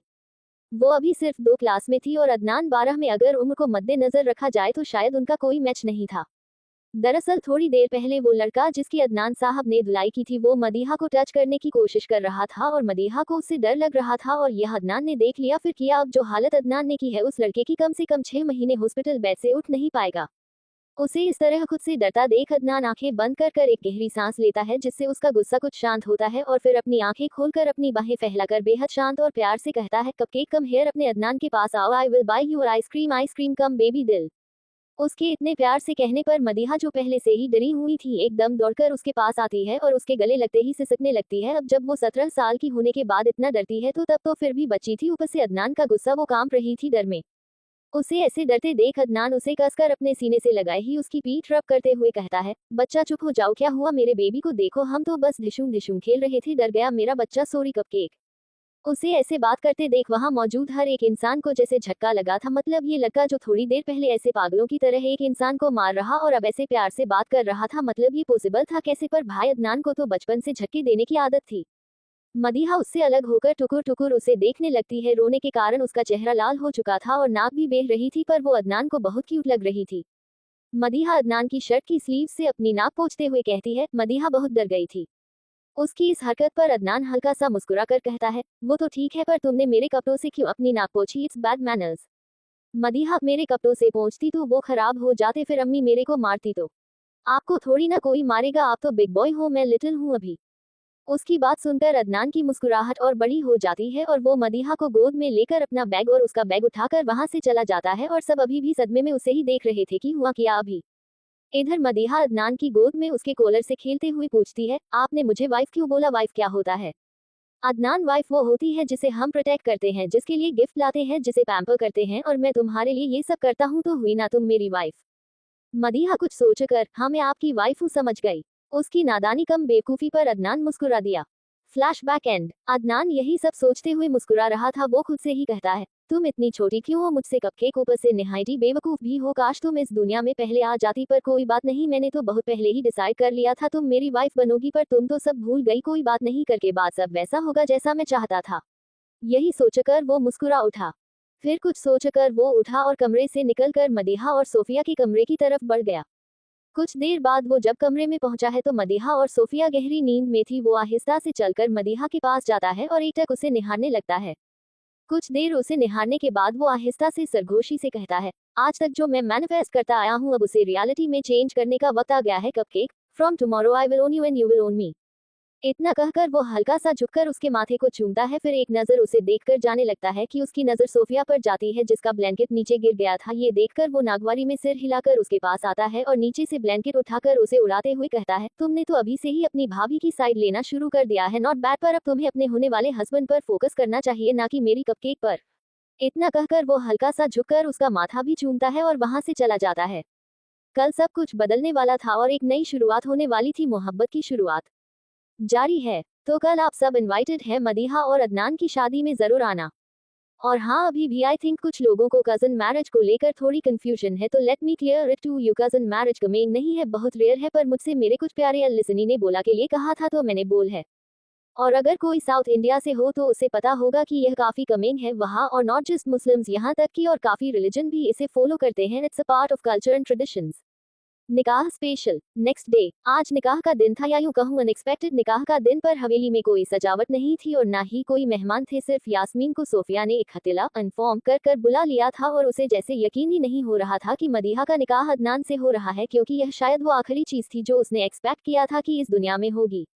वह खुद बहुत सवाल करना चाहती थी मदीहा से, पर सोफिया ने किसी तरह उसे शांत रहने के लिए कहा था, क्योंकि उसे पता था शायद इस वक्त मदीहा इन सब का जवाब देने के स्टेट में नहीं है। इस वक्त दिन के 12 बजे बज रहे थे और सोफिया और यास्मीन मिलकर मदीहा को तैयार कर रहे थे इतने लास्ट मोमेंट पर। दुल्हन का जोड़ा लाना तो मुमकिन नहीं था, इसलिए उसने नाजिया जी का ही निकाह का जोड़ा पहना था और शायद उसे इन सब से फर्क भी नहीं पड़ रहा था कि उसने क्या पहना है, क्या हो रहा है। वो बिल्कुल खामोशी से आईने के सामने बैठी थी और सोफिया और यास्मीन उसे सजाने में लगी हुई थी। उसने सुबह से एक शब्द तक नहीं बोला था, ना कुछ खाया था। सोफिया ने उससे बात करने की कोशिश की थी पर उसने कुछ नहीं कहा, वो बस खामोश थी। उसकी मेंटली स्टेट को सब समझ रहे थे पर कहीं ना कहीं सब मजबूर थे। करीब 1 घंटे बाद उसे पूरी तरह से तैयार कर दिया गया था उस सफेद रंग के गरारे कुर्ते में जिस पर पूरी तरह से गोल्डन कलर का वर्क किया गया था। लंबे बालों की एक छोटी बनाई गई थी जो उसकी कमर से कहीं नीचे तक आ रही थी। बालों में गजरा लगाया गया था, कानों में बड़े बड़े झुमके, मान टीका, झूमर, गले में खानदानी हार, हाथों में गोल्डन और लाल रंग की चूड़ियां, पैरों में पायल, नाक पर बड़ी सी नथ, आंखों पर लाइनर, आईशैडो, काजल, गालों पर ब्लश, होठों पर डार्क रेड कलर की लिपस्टिक और लाल रंग की खूबसूरत सी जड़ी हुई चुनरी जिससे उसका सर ढका गया था। वो शायद इस वक्त दुनिया की सबसे खूबसूरत दुल्हन लग रही थी। बिना मेहंदी के, बिना हल्दी के नूर के भी उसका चेहरा चमक रहा था। अगर किसी चीज की कमी थी तो वो थी खुशी की, क्योंकि उसके चेहरे पर इस वक्त कोई भाव नहीं था, जैसे उसे फर्क नहीं पड़ रहा हो कि क्या हो रहा है या क्या होने वाला है। सोफिया एकटक उसे देख रही थी। उसके लिए यह मोमेंट बहुत इमोशनल था। वो उसकी बहन जैसी थी और आज वो रुखसत होकर जाने वाली है। कहने को तो वो कहीं नहीं जा रही, इसी घर में रहेगी, पर फिर भी आज के बाद सब कुछ बदल जाएगा। अब उस पर किसी और का हक बाकी सबसे ज्यादा होगा, रिश्ते बदल जाएंगे, वो उसकी भाभी बन जाएगी। कहने को पर उसे पता था इन सब में मदीहा शायद कभी खुश नहीं रह पाएगी, क्योंकि वो खुश है ही नहीं, पर उसकी बात कितनी सच रहती है ये तो आने वाला कल ही बताएगा। यास्मीन मुस्कुराते हुए अपनी आंखों से काजल निकालकर उसके कान के पीछे लगाते हुए कहती है, माशाल्लाह बहुत खूबसूरत लग रही हो, इतनी खूबसूरत दुल्हन मैंने कभी नहीं देखी। उसके इस कॉम्प्लीमेंट पर मदीहा हल्का सा तल्ख के साथ मुस्कुराते हुए कहती है, तुमने यकीनन इतनी बदकिस्मत दुल्हन भी कभी नहीं देखी होगी। ये सुबह से पहले शब्द थे जो उसने कहे थे, जो शायद उसके हाल को बखूबी बयां कर रहे थे। दरवाजे पर खड़ी नाजिया जी और शिफा जी ने भी सोफिया और यास्मीन के साथ उसके शब्द सुने थे और उन दोनों का दिल जैसे कट गया था। अपनी बच्ची के मुंह से ऐसे शब्द सुनकर कल से वो मदीहा तो जैसे गायब हो गई थी, जो हर बात पर हंसती मुस्कुराती रहती थी और पूरे घर को अपने पीछे घुमाती थी। कल से तो पता नहीं वो कोई और ही बन गई थी, जैसे संजीदा, शांत और खामोश। नाजिया जी की आंखें तो भर आई थी और इसकी दो वजह थी, पहले मदीहा के शब्दों की वजह से और दूसरी उसे इस तरह दुल्हन के लिबास में देखकर उनके बहुत अरमान दे अपनी इकलौती बेटी की शादी के, और आज वो अरमान पूरे भी हो रहे थे। पर इस तरह यह उन्होंने कभी नहीं सोचा था। उनकी नज़र में अदनान मदीहा के लिए सबसे बेहतरीन था और वो इस शादी से बहुत खुश थी, क्योंकि उन्हें पता था कि आगे जाकर यह शादी बहुत सक्सेसफुल होगी और अदनान हमेशा मदीहा से मोहब्बत करेगा। पर इस वक्त मदीहा को इस तरह उदास देखकर उनका दिल भी दुख रहा था, क्योंकि वो चाहती थी कि जब उसकी शादी हो तो वो खुद भी खुश हो, इस तरह जबरदस्ती से कुछ ना हो। उन्हें इस तरह रोता देख शिफा जी उनके कंधे पर हाथ रखकर उन्हें समझाते हुए कहती है, खुद को संभालो नाजिया, जो होने वाला है वो ऊपर वाले का फैसला है। मुझे पता है तुम्हारे लिए सब कुछ मुश्किल होगा, पर यकीन मानो इसकी मंजिल बहुत खूबसूरत होगी। नाजिया जी हल्का सा मुस्कुराकर, अगर मुझे अदनान पर भरोसा ना होता तो मैं कभी इस शादी के लिए हाँ करती ही नहीं, पर फिर भी भाभी इकलौती बेटी है मेरी, कहने को तो वो कहीं नहीं जाएगी, हमेशा मेरी नजरों के सामने रहेगी। फिर भी रिश्ते तो बदल जाएंगे ना, अब उस पर मुझसे ज्यादा अदनान का हक होगा, आपका हक होगा, और शायद उसके दिल में हमेशा ये बात रह जाएगी कि उसकी अम्मी ने उसकी शादी जबरदस्ती होने दी। मुझे डर लग रहा है भाभी कहीं मुझसे नफरत तो नहीं करने लगेगी ना, वो इकलौती औलाद है मेरी, सह नहीं पाओगी उसकी नफरत में। शिफा जी, नाजिया कैसी बातें कर रही हो तुम, बहुत समझदार है वो, और हम में से किसी ने उसके साथ जबरदस्ती नहीं करी, हमने उसे समझाया था, पता नहीं कैसे वो अचानक से शादी के लिए मान गई। और अब तुम कुछ मत सोचो, बस उसे हौसला देकर विदा करो, और वैसे भी तुम्हारी नजरों के सामने ही तो रहेगी वो, अभी तुमने कहा तो फिर डर किस बात का है। और देखना शादी को 1 महीना भी पूरा नहीं होगा और अदनान का रंग चढ़ जाएगा, उस पर इतना भरोसा है मुझे, मेरे बेटे पर दीवाना कर देगा वो इसे अपना, देखना अभी 1 महीने में ही अदनान अदनान करती फिरेगी, सारी मायूसी धरी की धरी रह जाएगी, भरोसा करो मेरा।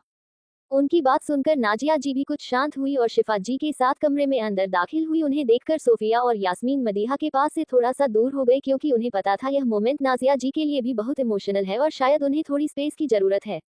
इधर बाहर हाल में सभी मर्द रुखसार जी और जमुला जी के साथ नीचे हॉल में मौजूद थे, सिवाय अदनान के। आज सभी ने ज्यादातर अलग अलग रंग के कुर्ते पजामे पहने हुए थे, किसी के पास इतना टाइम नहीं था जो बहुत सजे संवरे। सभी रुखसार जी और जमीला जी ने भी हल्के हल्के रंग के कड़े हुए सूट पहने हुए थे।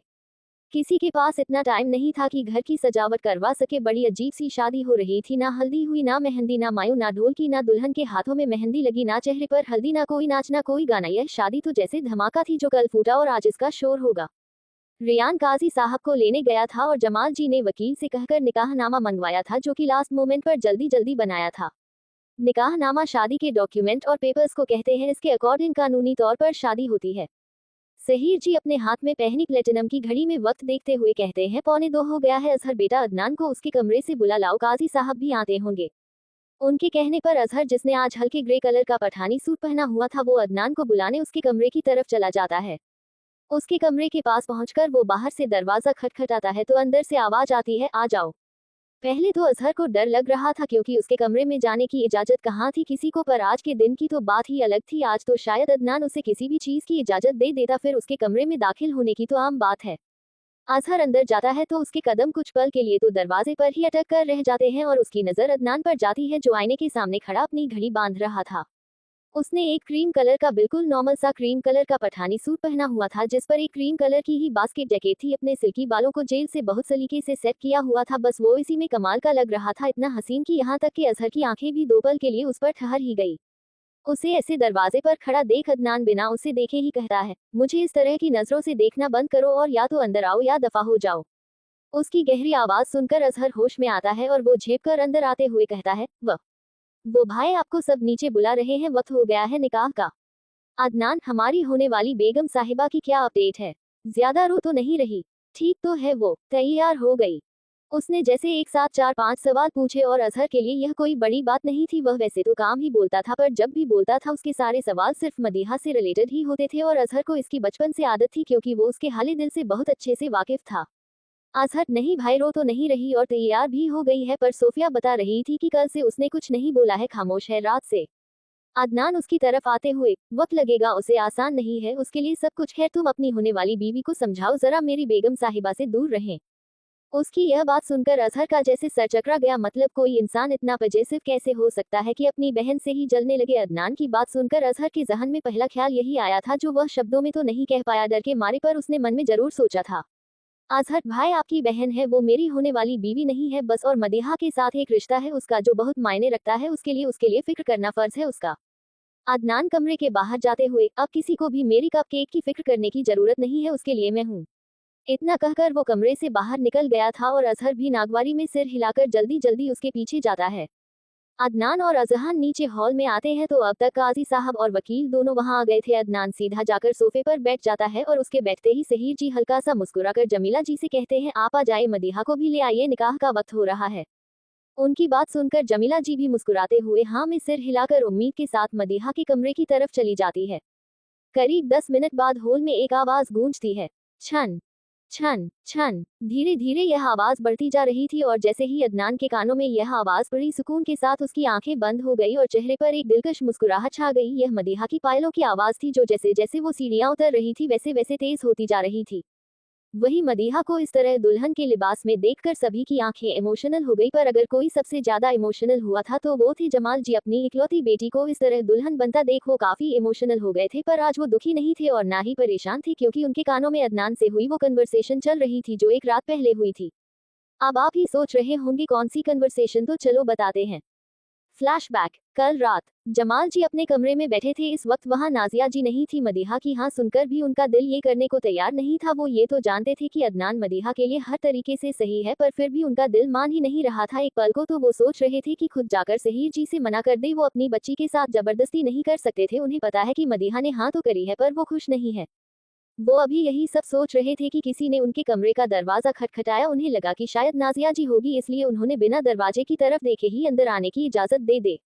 कुछ देर तक जब कोई आवाज नहीं आई तो उन्होंने दरवाजे की तरफ देखा तो वहां अदनान खड़ा था। उसे देखकर उन्हें जरा हैरानी हुई, क्योंकि अदनान आज तक कभी उनके कमरे में नहीं आया था। वो उसे देखकर हैरानी से पूछती है, बेटा तुम यहाँ? ये कहकर वो अपनी मूविंग चेयर से उठने ही वाले थे कि अदनान उन्हें बैठने का इशारा करते हुए कहता है, बैठे रहिए चाचू। फिर खुद उनके पास जाकर जमीन पर बैठकर उनका हाथ पकड़कर कहता है, जानता हूँ परेशान है मदीहा को लेकर आप और मेरी इस अचानक से हुई फरमाइश को लेकर भी चाचू मुझे घुमा फिरा कर बातें करना नहीं आता। मैं बचपन से ही स्ट्रेट फॉरवर्ड रहा हूँ और अभी भी सीधे मुद्दे की बात करूंगा। आपका उसे लेकर परेशान होना जायज है। आप वालिद साहब है उसके, पर एक बार मुझे समझने की भी कोशिश कीजिए। बहुत मोहब्बत करता हूँ मैं उससे, या शायद मोहब्बत से भी कहीं ज्यादा अगर कुछ होता है तो वही है मुझे मेरी मदीहा से। मैंने उसे हमेशा से उसी नजर से देखा है कि वो मेरी है। आज नहीं तो कल भी मैं उसी से शादी करता, शायद जब वो ग्रेजुएशन कंप्लीट कर लेती तब, पर अब मैं और सब्र पर नहीं कर सकता। ऊपर से अब्बू की हालत, अगर उन्हें इसमें खुशी मिलती है तो फिर यही सही, उसके अलावा मैं किसी और के बारे में सोच भू नहीं सकता। मेरे लिए मुमकिन ही नहीं है ये।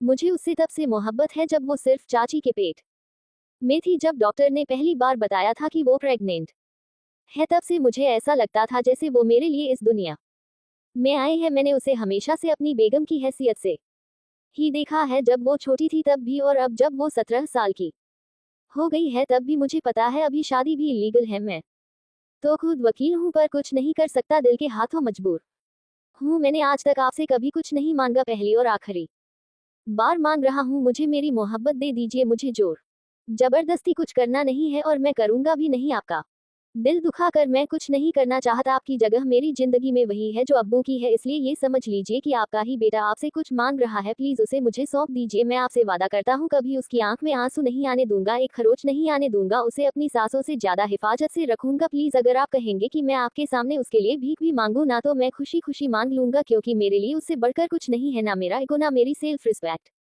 इतना कहकर वह उनके सामने हाथ जोड़ने वाला था कि जमाल से उसे बीच में रोककर खड़ा करते हुए बेहद प्यार से उसका गाल सहलाते हुए कहते हैं, अदनान मेरे बच्चे, मुझे इस तरह शर्मिंदा न करो। बचपन से आज तक मैं खुद इस बात का गवाह हूँ कि तुमने मदीहा का मुझसे ज्यादा ख्याल रखा है। फिर एक गहरी सांस लेकर हल्का मुस्कुराते हुए कहते हैं, अच्छा जाओ दी तुम्हें तुम्हारी मदीहा अब खुश। उनकी बात सुनकर अदनान के चेहरे पर हल्की सी मुस्कुराहट आ जाते हैं, जो कभी देखने को नहीं मिलती।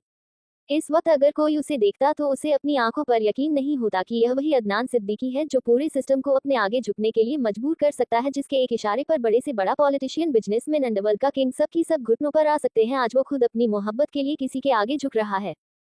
वो कहते हैं ना मोहब्बत में अना है कैसी, अगर महबूब कहे तो कदमों में बैठ जाएं। ये लाइन फिलहाल अदनान सिद्दीकी पर बखूबी फिट हो रही थी। Flashback and. सोफिया और यास्मीन अब तक मदीहा को लेकर नीचे हॉल में आ गए थे। नाजिया जी, जमीला जी और शिफाकी भी उनके पीछे ही थे और उम्मीद उनके आगे। जमाल जी खुद आगे बढ़कर मदीहा के माथे पर चूमते हुए कहते हैं, बहुत प्यारी लग रहे हो, दुनिया की सबसे खूबसूरत दुल्हन के जैसी। मदीहा ने नम आंखों से उनकी तरफ देखा। जमाल जी की आंखें भी नम थी, और हो भी क्यों ना, शौहर की जगह बाप की जगह के बराबर होती है। उनके लिए शायद ये पल सबसे इमोशनल थे। सहीर जी, जमाल मदीहा को अदनान के बगल में बैठाओ, काजी साहब को निकाह पढ़ाना है। उनके कहने पर जमाल जी होश में आते हैं, जो अभी तक अपनी सोनचलिया को निहार रहे थे, और उसका हाथ पकड़कर उसे अदनान के बगल में बिठाते हैं। इस बीच मदीहा की नजरें झुकी हुई थी और चेहरा दुपट्टे से ढका हुआ था, पर अदनान अपनी तिरछी नजरों से उसे ही देख रहा था, और देखे भी क्यों ना, 18 साल इंतजार किया है उसने इस मोमेंट का। मदीहा के बैठते ही सहीर जी काजी साहब को निकाह पढ़ाने का इशारा करते हैं, तो काजी साहब कुछ सोचकर कहते हैं, जी सहीर साहब, पर मेहर तो बताएं। अब जिन लोगों को नहीं पता कि मेहर क्या होता है, मैं शॉर्ट में बता देती हूँ। मेहर एक अमाउंट होता है, या और भी कोई चीज हो सकती है, कोई घर, कोई गाड़ी, या कुछ भी, जो लड़की अपनी तरफ से बोलती है लड़के को देने के लिए, ऐसा टोकन ऑफ लव जो लड़की को देना होता है। यह मुस्लिम में बहुत इंपॉर्टेंट चीज है, इसके बिना निकाह नहीं होता, और यह मेहर लड़की खुद डिसाइड करती है कि कितने पैसे चाहिए या और कुछ चाहिए। मेहर का सुनकर सहीर जी मदीहा से पूछते हैं, बोलो बेटा क्या चाहिए, आज तो लूट लो, इस जिंदगी भर कुछ देना दे, यह मौका अच्छा है, बोलो। उनके कहने पर मदीहा पहले तो खामोश रहती है, फिर कुछ सोचकर धीमी आवाज में कहती है, मुझे एक वादा चाहिए। उसकी बात सुनकर सब नासमझी में उसे देखते हैं, और अदनान अपनी नर्म आवाज में पूछता है, कौन सा वादा। मदीहा एक पल की खामोशी के बाद, मुझे वादा कीजिए कि आप हमेशा मेरे साथ साथ मेरे अम्मी और अब्बू का भी ख्याल रखेंगे, मेरे अलावा उनकी कोई औलाद नहीं है, मैं चाहती हूँ कि आप उनकी भी जिम्मेदारी लें, उनका बेटा बनकर दिखाएं, उनका ख्याल रखें आज भी और उम्र के उस पड़ाव पर भी जब उन्हें एक औलाद की जरूरत होगी। इसके अलावा मुझे आपसे कुछ नहीं चाहिए। उसके इतना कहते ही हॉल में खामोशी छा जाती है। जमाल जी और नाजिया जी की तो आंखें नम हो चुकी थी। बेटियां भी कितनी अजीब होती है, जिंदगी भर उन्हें अपने पास नहीं रख सकते, पर फिर भी वो जैसे एक पल में अपना कर्जदार बनाकर चली जाती है। कौन कहता है कि मदीहा समझदार नहीं है, आज उसने शायद सबसे ज्यादा समझदारी वाला फैसला लिया था। जहां लड़कियां मेहर में लाखों रुपए मांगती हैं, उसने सिर्फ एक वादा मांगा था, वो भी खुद के लिए नहीं, अपने वालिद के लिए, अपनी अम्मी के लिए। इस पल घर वालों की नजरों में उसके लिए इज्जत कहीं मकाम भर चुकी थी, और अदनान उसे फक्र हो रहा था अपनी मोहब्बत पर। उसे इस वक्त ऐसा लग रहा था जैसे वो तो अपनी मोहब्बत के आगे कुछ है ही नहीं, जो है सिर्फ मदीहा है। अदनान मंजूर है, पर मैं अपनी होने वाली बेगम साहिबा को सिर्फ एक वादे के साथ नहीं सहेज सकता, इसलिए मेरी तरफ से मेहर होगा 30 करोड़ रुपए। उसके ये कहते ही सबकी आंखें हैरानी से बड़ी हो जाती है। ये कोई छोटा मोटा अमाउंट नहीं था, बहुत बड़ा अमाउंट था। मदीहा भी हैरान आंखों से घूंघट के पीछे से ही उसे देखती है, पर कोई कुछ नहीं कहता, और काजी साहब निकाह पढ़ाना शुरू करते हैं। कितना अजीब निकाह था, ना कोई मेहमान ही नहीं था। वैसे तो आप सब है मेहमान, पर कहानी में तो कोई नहीं है ना। Tears of joy, tears of joy. काजी साहब अदनान को देखकर, अदनान सिद्दीकी बीनते सहीर सिद्दीकी, क्या आपको मदीहा सिद्दीकी बीनते जमाल सिद्दीकी से हक मेहर 30 करोड़ रुपए, ये निकाह कबूल है। अदनान एक गहरी सांस लेकर, कबूल है। काजी साहब, क्या आपको ये निकाह कबूल है। अदनान, कबूल है। काजी साहब, क्या आपको ये निकाह कबूल है। अदनान, जी कबूल है। उसके कबूल है कहने पर सब मुस्कुराने लगते हैं, और काजी जी मदीहा से पूछते हैं, मदीहा सिद्दीकी बीनते जमाल सिद्दीकी, क्या आपको हक मेहर 30 करोड़ रुपए। अदनान सिद्दीकी बीनते सहीर सिद्दीकी के साथ यह निकाह कबूल है। उनके ये पूछते ही मदीहा के दिल की धड़कनें तेज हो जाती है, और वो कांपने लगती है। उससे कुछ कहा नहीं जा रहा था। उसकी हालत समझते हुए जमाल जी उसके सिर पर प्यार से सहलाते हुए कहते हैं, कहो बेटा, क्या तुम्हें निकाह कबूल है। उनके पास होने से उसे कुछ हिम्मत मिलती है, और वो कहती है, कबूल है। काजी क्या आपको ये निकाह कबूल है? मदीहा कबूल है। काजी तीसरी और आखिरी बार क्या आपको ये निकाह कबूल है? मदीहा एक गहरी सांस लेकर आंखें बंद करते हुए जी कबूल है। उसके कहते हैं सब उन दोनों पर फूल डालने लगते हैं और काजी साहब निकाहनामा पहले अदनान की तरफ बढ़ाते हैं तो वो साइन कर देता है, फिर मदीहा की तरफ बढ़ाते हैं तो मदीहा साइन करने की कोशिश करती है, पर उसके हाथ इतनी बुरी तरह कांप रहे थे और कान पे भी क्यों ना आसान थोड़ी ना होता है एक लड़की के लिए अपनी पूरी जिंदगी किसी के नाम कर देना। उसके कांपते हाथों को देखकर जमाल जी उसका हाथ पकड़ने ही वाले थे कि उससे पहले ही अदनान मदीहा का हाथ पकड़कर उससे साइन करवाता है। गवाह की जगह रियान और अजहर साइड करते हैं और उनके साइन करते ही काजी साहब मुस्कुराते हुए कहते हैं अल्हम्दुलिल्लाह, अब से इस्लामिक शरिया के अकॉर्डिंग आज से आप दोनों मियाँ बीवी हुए। उनके कहने पर सब काफी खुश होते हैं और अदनान के दिल में जैसे एक सुकून आ जाता है कि जो उसे चाहिए था वो उसका हो चुका है। रुखसार जी मुस्कुराते हुए अदनान का सिर सहलाते हुए, मुबारक हो तुम दोनों को, और बेटा अब तुम मदीहा का घूंघट खोलो, सबसे पहले तुम्हें देखना है उसे और पहले खुद ये शरबत पियो और फिर पिलाओ। उनके कहने पर अदनान मदीहा की तरफ मुड़कर उसका घूंघट हटता है तो बस देखता रह जाता है। आज वह उससे यकीनन बाकी दिनों से और खूबसूरत लग रही थी। वैसे तो अगर वो सुबह बिना मुंह धोए उठकर भी उसके सामने खड़ी हो जाए ना, तब भी वो उसे दुनिया की सबसे खूबसूरत लड़की लगेगी, पर आज बात अलग थी। आज उसके पर हक था उसका, वो बीवी थी उसकी। वो कुछ पल तक उसे देखता रह जाता है, फिर हल्का सा झुककर अपने लब उसके माथे पर रखकर बड़े प्यार से चूम लेता है। मदीहा जो अभी तक एकदम खामोश बैठी हुई थी, उसके होठों को अपने माथे पर महसूस कर कर उसकी आंखें अपने आप बंद हो जाती है। अभी तक उसे कुछ फील नहीं हो रहा था, वो बस बैठी थी वहां पर। अचानक एक एहसास जैसे उसे छूकर गुजरा हो और उन दोनों को ऐसे देखकर पूरे घर वाले मुस्कुराने लगते हैं। अब सब भूल गए थे कि शादी जबरदस्ती हुई थी, अब सबको सब कुछ परफेक्ट लग रहा था।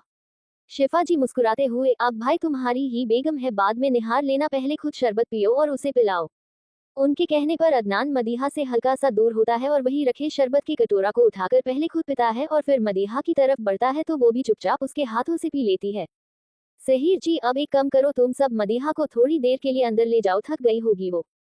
उनके कहने पर सोफिया और यास्मीन मदीहा को अंदर उसके कमरे में ले जाते हैं और अजहर भी काजी साहब को उनके पैसे देकर बाहर तक छोड़ने चला जाता है।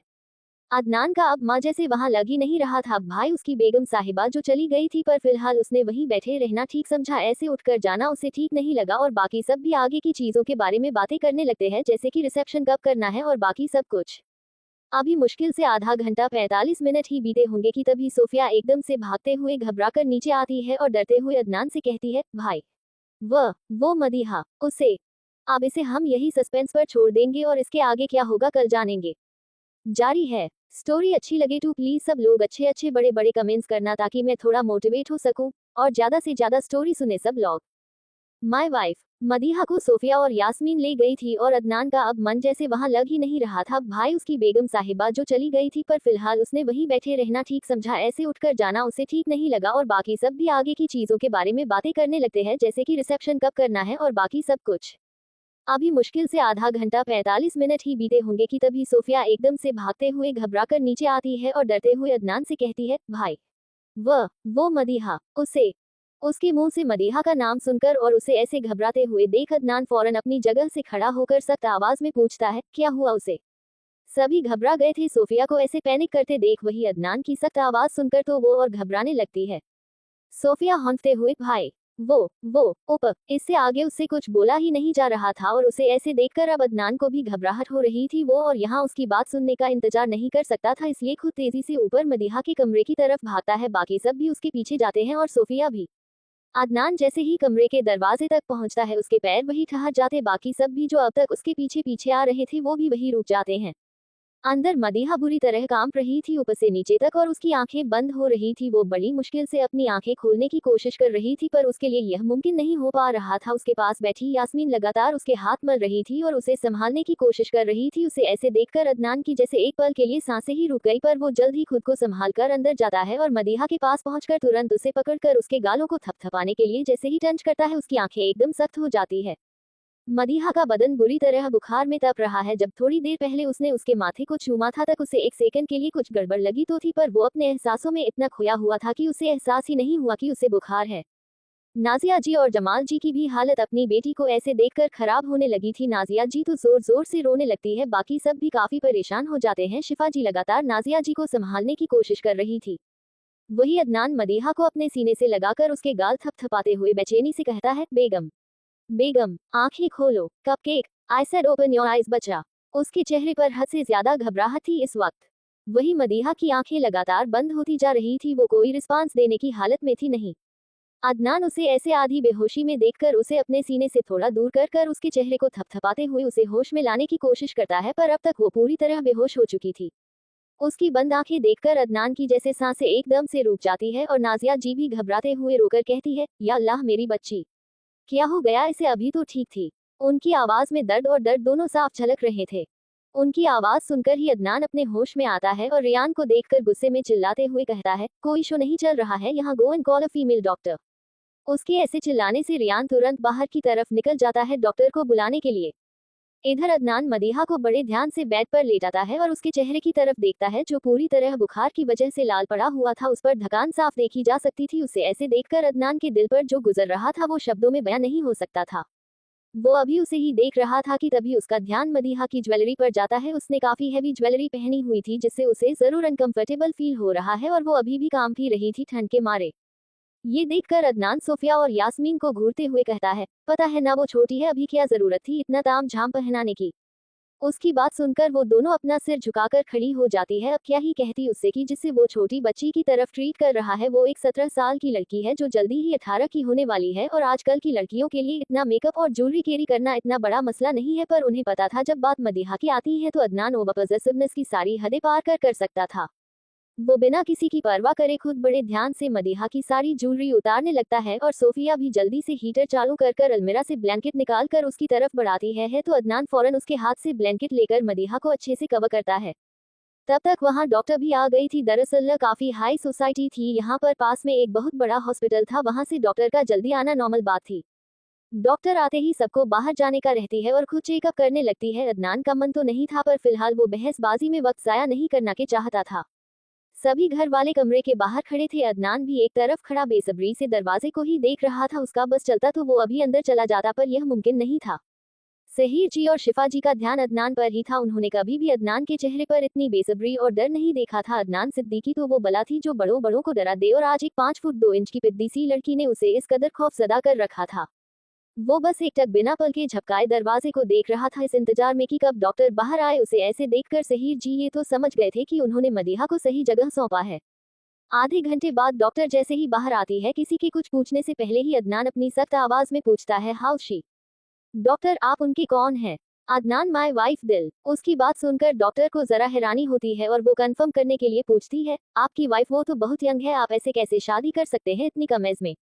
उनकी बात सुनकर अदनान, जिसे मदीहा की कंडीशन जानने की चलती थी, वो इरिटेट होते हुए अपनी कोल्ड वॉइस में कहता है, it's none of your business. आपके पैसों से निकाहनामा नहीं खरीदा था मैंने, इसलिए चुपचाप मुझे मेरी वाइफ की कंडीशन बताए, वरना किसी और की कंडीशन बताने लायक नहीं छोड़ूंगा मैं आपको, मार्क माई वर्ड्स।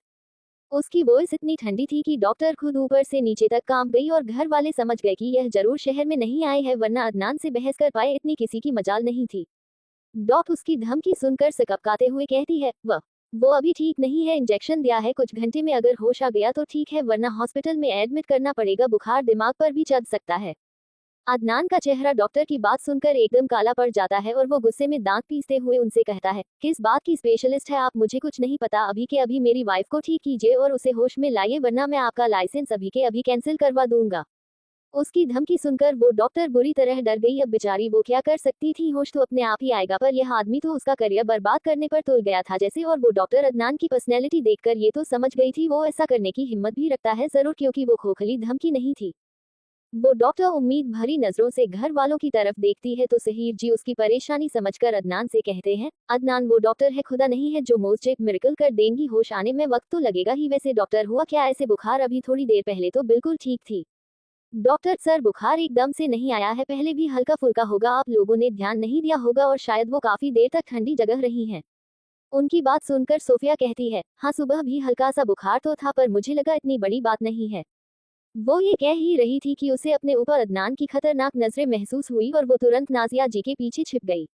शिफा जी, हाँ कल वो गार्डन में बैठी तो थी, मुझे लगा कि थोड़ी में आ जाएगी, पर शायद तभी ठंड लग गई। डॉक्टर देखिए, माना कि यह नवंबर का महीना है, पर ये दिल्ली है और शुरू की ठंड ही खतरनाक होती है, खैर आप ये दवाइयां मंगा लीजिए और अब मैं चलती हूँ, अगर कुछ गड़बड़ लगे तो बुला लेना। इतना कहकर वो सहर जी को ही प्रेस्क्रिप्शन पकड़ाकर वहां से तुरंत निकल जाती है। अदनान वैसे ही ऐसी नजरों से उसे घूर रहा था कि जैसे अभी जान ले लेगा, इसलिए फिलहाल यहाँ से जाना ही जरूरी था। वही कोई कुछ कहता उससे पहले ही अदनान बिना किसी की परवाह करे सीधा अंदर चला जाता है और बाकी सब भी एक बार एक दूसरे को देखते हैं और अंदर जाने लगते हैं, पर कमरे का दरवाजा खोलते ही सबसे कदम वहीं रुक जाते हैं और चेहरे पर एक मुस्कुराहट आ जाती है। अदनान बेड पर बैकग्राउंड से सिर टिकाए बेड़ा था और उसके मदीहा को बिल्कुल अपने सीने से लगाया हुआ था और धीरे धीरे उसके बालों को सहला रहा था। वहीं मदीहा तो बिल्कुल बेहोश थी, पर अदनान ने उसे अपने सीने से बड़ी मजबूती से लगाया था। सब लोग मुस्कुराते हुए उन्हें देख रहे थे। देखने में ये सीन इतना क्यूट था, ऐसा लग रहा था जैसे एक छोटा सा बंदर अपनी माँ के सीने से लगे बैठा हो। सहर जी मुस्कुराते हुए ही सबको चलने का कहते हैं, क्योंकि अभी उनकी जगह शायद वहां नहीं थी। ऐसे ही 3 घंटे बीत गए। इस बीच अदनान 1 मिनट के लिए नहीं उठा। वो वैसे ही अपनी कपकेक को अपने सीने से लगाए बैठा रहा और इतना ही नहीं, उसने किसी और को मदीहा को छूने तक नहीं दिया। सोफिया और यास्मीन बड़ी हिम्मत कर कमरे में गई थी, पर तुरंत ही मायूसी से लौट आई। उन्हें ऐसे आता देख शिफा जी पूछती है, क्या हुआ? होश आया उसे? सोफिया चिढ़ते हुए, कैसी होगी, ये तो तब पता चलेगा जब भाई उसे देखने देंगे, छूने तक नहीं दे रहे। अम्मी हद होती है, मेरा भी हक है उस पर, अब ज्यादा हो रहा है भाई का, आप कुछ बोलो उनसे। उसने अभी कहा ही था कि अजहर उसके पास आते हुए कहता है, अब तो भूल जाओ कि उस पर किसी और का भी कोई हक है, अब उसके ऊपर सारे हक सिर्फ भाई के ही हैं। उसकी बात सुनकर सोफिया चिढ़ते हुए कहती है, आप तो चुप रहिए और भाई के चमचे बनना बंद कीजिए। मेरी बेस्ट फ्रेंड है, वो हक है मेरा उस पर, और मैं बता रही हूँ कोई हमारे बीच आए मुझे बर्दाश्त नहीं, फिर वो कोई भी क्यों ना हो। अजहर उसकी बात सुनकर हल्का सा मुस्कुरा कर शिफा जी से कहता है, आपने गौर किया मुमानी जान, आज तो कोई किसी और की ही बोली बोल रहा है। शिफा जी मुस्कुराते हुए, हाँ आज तो मदीहा का रंग चढ़ा हुआ है, इस पर देख लो अजहर, तुम्हें ही संभालना है, कहीं मदीहा की तरह शैतान ना हो जाए। और मैं तो सोच रही हूँ तुम दोनों की भी जल्दी शादी करा देते हैं, अब जब छोटी बहन की हो गई है तो बड़ी को क्यों रोक के रखना। उनकी बात सुनकर अजहर और सोफिया दोनों एकदम झेप जाते हैं और यहाँ वहाँ देखने लगते हैं, और उन्हें ऐसे देखकर शिफा जी मुस्कुराते हुए मदीहा के कमरे की तरफ चली जाती है। मदीहा के कमरे में पहुंचते ही उनकी नजर सबसे पहले अदनान पर जाती है, जो पिछले 3 घंटों से मदीहा को खुद में समेटा बैठा हुआ था। मदीहा को तो उनसे कल शिफा जी से कहकर खाना खिल दिया था, पर खुद पिछले 24 घंटों से कुछ नहीं खाया था। उसे ऐसे देखकर शिफा जी परेशान होते हुए कहती है, पिता कब तक बैठे रहोगे, पिछले 3 घंटे से हिले भी नहीं हो, तुम एक काम करो कुछ खा लो। थोड़ी देर में बैठ जाती है इसके पास, वैसे भी अभी तो नींद के इंजेक्शन के कारण सो ही रही है ना। उनकी बात सुनकर अदनान मदीहा को खुद में और समेट लेता है, जैसे सच में शिफा की उसे उससे दूर कर देंगी, और फौरन तौर पर मना करते हुए कहता है, नहीं अम्मी, जब यह उठ जाएगी तो साथ में खा लेंगे, अभी कुछ नहीं चाहिए, आप ही जाकर खाना खा लीजिए, थक गई होगी सुबह से, और बाकी सबको भी खिला लीजिए, मैं हूँ अपनी बेगम के लिए यहाँ। शिफा जी परेशान होते हुए, अदनान ऐसे तो तू अपनी भी तबीयत बिगाड़ लेगा, मान जा बेटा, थोड़ी देर आराम कर ले। अदनान, अम्मी इसे ऐसी हालत में छोड़कर कुछ खा लूं, इतनी कमजोर मोहब्बत नहीं है मेरी, इसलिए प्लीज आप जाए। उसकी बात सुनकर अब शिफा जी के पास भी कुछ कहने के लिए नहीं था। उन्हें पता था अदनान हद से ज्यादा जिद्दी है, इसलिए वो एक नजर उन दोनों को देखकर वहां से चली जाती है, और उनके जाने के बाद अदनान कुछ देर तक मदीहा के चेहरे को देखकर हल्का सा उस पर झुककर उसके माथे को चूम लेता है और वापस उसे खुद में समेटकर बैठ जाता है। जारी है। सबसे पहले तो थैंक यू सो मच कल इतने प्यारे प्यारे कमेंट करने के लिए, लिटरली मुझे दिल खुश हो गया था उन्हें पढ़कर। Silent treatment. अदनान अभी भी मदीहा को सीने से लगाए बैठा था। वो पिछले 4 घंटों से इंजेक्शन के नशे में नींद में थी। करीब शाम 7 बजे मदीहा हल्का सा आंखें खोलती है और खुद उठने की कोशिश करने लगती है, पर अभी भी उसका सिर चकरा रहा था। वो हल्का सा मूव होती है तो उसे महसूस होता है कि उसका सिर किसी शक चीज से चेक लगाए हुआ है। वो हल्का सा दूर होकर दिखती है तो उसे कोई दिखता है जो उसे बाहों में भरे बैठा हुआ था, पर अभी भी उसकी आंखें पूरी तरह से खुली नहीं थी, इसलिए उसे सामने वाला शख्स क्लियरली दिख नहीं रहा था। अदनान जो बैकग्राउंड से सिर टिकाए आंखें बंद करे बैठा था, जब उसे अचानक हलचल महसूस हुई तो उसने आंखें खोलकर अपने आगोश में लिपटी उस नाजुक सी मल्लिका को देखा, जो अभी भी आंखें खोलने की कोशिश कर रही थी। ठीक से उसे उठा देख वो फौरन फुर्ती में आता है और उसे ठीक से बिठाते हुए कहता है, आराम से बच्चा। मदीहा जो अब तक बड़ी मुश्किल के बाद आंखें खोल चुकी थी, अदनान को अपने इतने करीब देखकर एकदम घबरा जाती है और डरते हुए फौरन पीछे होने लगती है। उसकी सांसें बेहद तेज चल रही थी और वो तेजी से हौंकते हुए पीछे हो रही थी। उसे ऐसे पैनिक करता देख अदनान घबरा जाता है। वैसे भी यह एक सिंगल बेड था। ये कमरा सोफिया और मदीहा दोनों का था और यहाँ 2 सिंगल बेड रखे हुए थे। इतना छोटा सा बेड जो आधा तो अदनान की मौजूदगी से ही कवर हो गया था। अगर मदीहा थोड़ा और पीछे होती तो पक्का नीचे गिरती से था। ये देखकर अदनान बेहद नर्म आवाज में उसे समझाते हुए कहता है, बच्चा शांत, बिल्कुल शांत, में कुछ नहीं कर रहा, देखो तुम गिर जाओगी, इधर आओ मेरे पास प्लीज, बेगम कम हियर। पर मदीहा को जैसे कुछ सुनाई ही नहीं दे रहा था। वो तो बस घबराए जा रही थी और धीरे धीरे और पीछे हो रही थी, वो गिर ना जाए इस डर से। अदनान फौरन आगे बढ़कर उसका हाथ पकड़कर उसे अपनी तरफ खींचता है, जिससे वो सीधा जाकर उसके सीने से लगती है और अदनान उसकी कमर कसकर पकड़कर उसे अपने गले लगा लेता है। अदनान के गले लगाने से मदीहा और ज्यादा पैनिक करने लगती है और खुद को उसकी पकड़ से छुड़ाने के लिए हाथ पैर चलाने लगती है, पर अदनान की पकड़ मजबूत थी और अब डर और घबराहट के कारण मदीहा की आंखों से आंसू भी बहने लगते हैं। उसे ऐसे पैनिक होता देख अदनान बड़े प्यार से उसका सिर सहलाते हुए कहता है, बच्चा शांत हो जाओ प्लीज, मैं कुछ नहीं करूंगा, बस तुम रिलैक्स हो जाओ, okay? I am here, please calm down. Cupcake shush शांत, मेरी कपकेक तो अच्छी बच्ची है ना, मेरी बात भी सुनती है, तो प्लीज काम डाउन। उसके ऐसे प्यार से कहने पर वो थोड़ी शांत होने लगती है। वैसे तो वो एक 17 साल की लड़की थी, पर अदनान उसके साथ हमेशा ऐसे ही डील करता था, उसे पता था कि मदीहा को कैसे हैंडल करना है। थोड़ा शांत होने के बाद मदीहा गहरी सांसें लेते हुए कहती है, अम्मी, अम्मी के पास जाना है, मुझे मुझे अम्मी अब्बू को बुला दीजिए प्लीज। अदनान उसका सिर सहलाते हुए, हाँ अभी बुला रहा हूँ, पर तुम पहले शांत हो जाओ, ओके? वो अभी कह ही रहा था कि तब तक बाकी सब घर वाले भी वहां आ जाते हैं। नाजिया जी को देखकर मदीहा एकदम से और जोर से रोने लगती है और उसे ऐसे रोता देख नाजिया जी फौरन उसके पास जाकर उसे अपने सीने से लगाते हुए कहती है, चुप हो जाओ मेरी बच्ची, अम्मी है ना तुम्हारे पास, फिर क्यों रो रही है, मेरी सोच लिया। पर मदीहा तब भी रो रही थी, वो क्यों रो रही थी ये तो उसे भी नहीं पता था, बस उसके आंखों में अपने आप आंसू आ रहे थे। शायद ये जो कुछ दिनों का दर्द, शौक और चुप्पी थी वो आंसुओं के जरिए बह रही थी। अदनान खुद उसे रोते हुए देख रहा था और इस वक्त उस पर क्या बीत रही थी यह कोई नहीं समझ सकता था। जिस लड़की की आंख में वो आंसू का एक कतरा बर्दाश्त नहीं कर सकता, आज वो ऐसे बिलक बिलक कर रो रही थी। वो बस एकटक उसे देख रहा था और जमाल जी उसकी परेशानी समझ रहे थे। वो उसके पास जाकर उसके कंधे पर हाथ रखकर कहते हैं, ठीक हो जाएगी थोड़ी देर में, अभी थोड़ा रो लेगी तो जल्दी नॉर्मल हो पाएगी। अदनान ने सिर्फ उनकी बात सुनकर एक नजर उन्हें देखा पर कहा कुछ नहीं और वापस मदीहा को देखने लगा, जिसका रोना अब नाजिया जी के सीने से लगा कुछ कम हो गया था और वो अभी भी वैसे ही बैठी थी। शिफा जी भी उसके सिर को सहला रही थी और सोफिया भी उसका हाथ पकड़े बैठी थी। सहर जी उसके सिर को प्यार से सहलाते, बेटा ऐसे रोते नहीं है, हम सब है तो तुम्हारे पास कुछ भी नहीं बदला है, सब वैसा ही है। उनकी बात सुनकर मदीहा नम आंखों से उन्हें देखती है पर कहती कुछ नहीं है। वो बिल्कुल खामोश थी और जमाल जी को पता था कि सिर्फ अदनान उसे संभाल सकता है और नॉर्मल कर सकता है, इसलिए वो कुछ सोचकर अदनान की तरफ देखकर कहते हैं, बेटा कमरे में ले जाओ इसे, अपने हम खाना ऊपर भिजवा देंगे, थोड़ा आराम करेगी तो बेहतर फील करेगी, बुखार अभी भी है इसे। उनकी बात सुनकर मदीहा हैरान आंखों से जमाल जी को देखती है। उसकी आंखों में मंजूरी नहीं थी, जिसे पहचानकर अदनान कुछ कहता उससे पहले ही नाजिया जी कहती है, पर अभी वो ठीक नहीं है, जब ठीक हो जाएगी तब शिफ्ट हो जाएगी, निकाह तो हो गया है, इतनी जल्दी क्यों है? सहर जी, हाँ जमाल अभी डरी हुई है बच्ची, रुक जाते हैं। अदनान जो इतनी देर से खामोश था अपनी कोल्ड वॉइस में कहता है, नहीं, वो मेरे साथ मेरे कमरे में मेरी आंखों के सामने ही रहेंगी मेरे साथ, और आप सबको फिक्र करने की जरूरत नहीं है, मेरी बीवी है, मैं संभाल सकता हूँ। उसकी बात सुनकर सहर जी जरा चिढ़कर कहते हैं, अदनान तुम पिछले 5 घंटों में हमें की बार याद दिला चुके हो, वो तुम्हारी बीवी है और हमें पता है, और अभी उसे देखो वो कितना घबरा रही है तुमसे। उनकी बात सुनकर अदनान मदीहा की तरफ देखता है जो घबराई आंखों से उसे ही देख रही थी। रुखसार जी, पर एक ना एक दिन तो जाना ही है ना, तो ले जाने दो, और सिर्फ कमरे में ले जाने को ही तो कह रहा है। उनकी बात सुनकर कोई कुछ कहता उससे पहले ही मदीहा दोबारा सिसकते हुए कहती है, अम्मी, मुझे नहीं जाना, अम्मी मुझे यही रहना है, यह मेरा कमरा है, वो नहीं है। अब्बू प्लीज, मुझे कहीं नहीं जाना, प्लीज अब्बू। उसे ऐसे घबराते देख जमाल जी उसके पास जाते हैं और उसका हाथ पकड़कर उसके पास बैठते हुए कहते हैं, बेटा मुझ पर भरोसा है तुम्हें? उनकी बात सुनकर मदीहा हाँ में सिर हिलाती है तो वो हल्का सा मुस्कुराकर कहते हैं, बेटा तुम्हें पता है मैंने तुम्हारी शादी अदनान से इसलिए नहीं कराई क्योंकि भाई साहब की ख्वाहिश थी, बल्कि इसलिए कराई है क्योंकि मुझे पता है अदनान से बेहतर तुम्हारे लिए कोई नहीं है, और यह बात तुम्हें आने वाले वक्त में समझ आ जाएगी, और उस पर ना सही मुझ पर भरोसा रखो, पलकों पर बिठाकर रहेगा तुम्हें, इसलिए शबाश, उठो और जाओ उसके साथ।